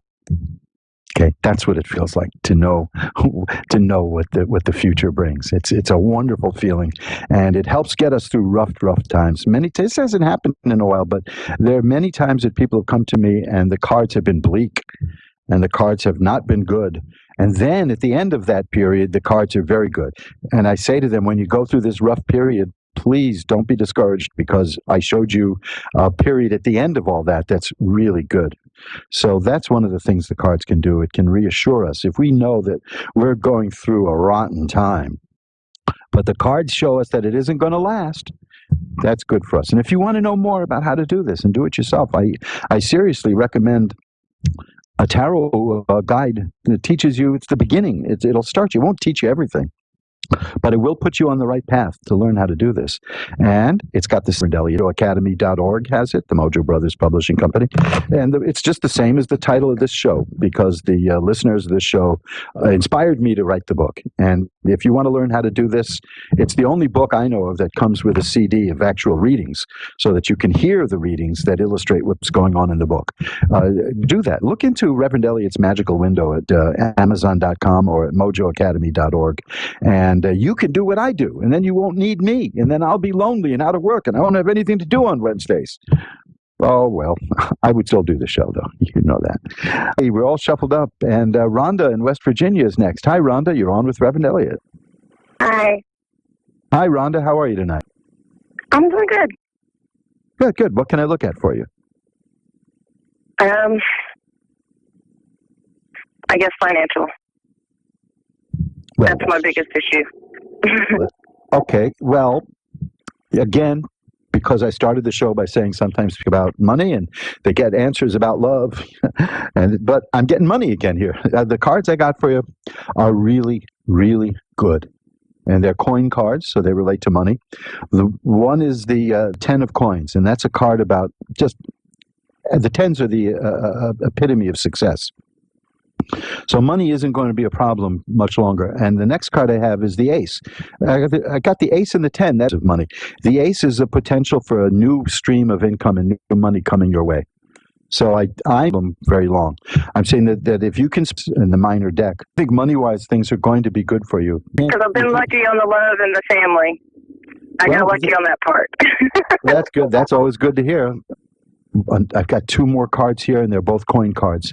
There's definitely money in your future. There's definitely money coming your way. And with that money, things are going to work out very well for you. And it's all going to hinge on a new income stream. So keep an eye out for it, okay? Because the aces are potentials. So something... I actually have a job I have to check into in the morning. Oh, beautiful, beautiful. This is, it's last week I had a caller and there was, I asked if there was any concern about her health, which is something I don't usually do because I don't like to bring up health issues unless the caller does. And she said, well, I'm seeing a doctor tomorrow. Look, if that doesn't work out, it's going to lead to something else. I got married very young and had kids very young, so going to school hasn't really worked out for me that many times, but I actually start at the end of next month and hoping to be able to graduate by next summer. And all of these four cards I have are coin cards, and they're all from the ace of coins, which I said is a potential. There's the page of coins, and the pages, which would be like a queen to the king to the page. And the page is the manifestation, where the ace of coins is a potential for money. The page is the actual physical appearance of that. So I think it's coming your way. Oh, wow. The only thing better definitely to me, nice. the only thing better to me than the ace is the page, and you got both of them. Wow. So hang in there because I do see good stuff coming to you. I'm going to pull out another card here and see what we get. Oh, the king of coins. You see, I get nothing but, you're rolling in money here. I'm getting nothing but money cards. And what can I tell you? I mean, you've got all these positive money cards here. You don't have like the 5 of coins, which is stuff. You have good cards here. Good, strong, happy cards. You have the 10, the ace. I've got the page. I've got the king. I've got the 9 of pentacles. 9 cards, money-wise. You're doing well. It's coming. That's funny you just because I have literally tried to go back and on my own without having to go to a lawyer to go back and try to fix my credit on my own. And just earlier today, I got a phone call from a lawyer asking me if I was interested in going bankrupt. And I told him, I said, no. I said, I'll fix my credit by myself. Well, that's good. So that's why I don't see that card here. Excellent, excellent. Because you're taking care of it. You're taking a proactive stance here. That's good. I put myself here. I'm going to dig my way out. Yeah, well, that's the best way to do it because then you come out sane. You know. So listen, keep in touch because I do see good things coming for you. Oh yes, I will definitely have to. And thank you so much. My pleasure. Thanks for calling in. Bye-bye, Rhonda. And let's shuffle them up again. Reverend Elliott coming to you live from the great city of New York, which has suddenly been thrust into summer. I don't know how that happened. I want to put my air conditioner on and it says to me, oh, please just let me sleep for another month. But I just may have to do that. It's tropical here. And I'm not as young as I used to be, so I can't live on pina coladas every summer. I can't live on a diet of daiquiris anymore. I'm not the kid I used to be. I'm not even sure if I ever was the kid I used to be. we're all shuffled up now, and Nikki in Maryland is on next. Hi, Nikki. You're on with Reverend Elliot. Hi, how are you? I'm doing well. How are you tonight? I'm doing very well. Good, good. What can I look at for you? Well, I was wondering about my career, for one thing. Should I stay where I am, or should I take another position?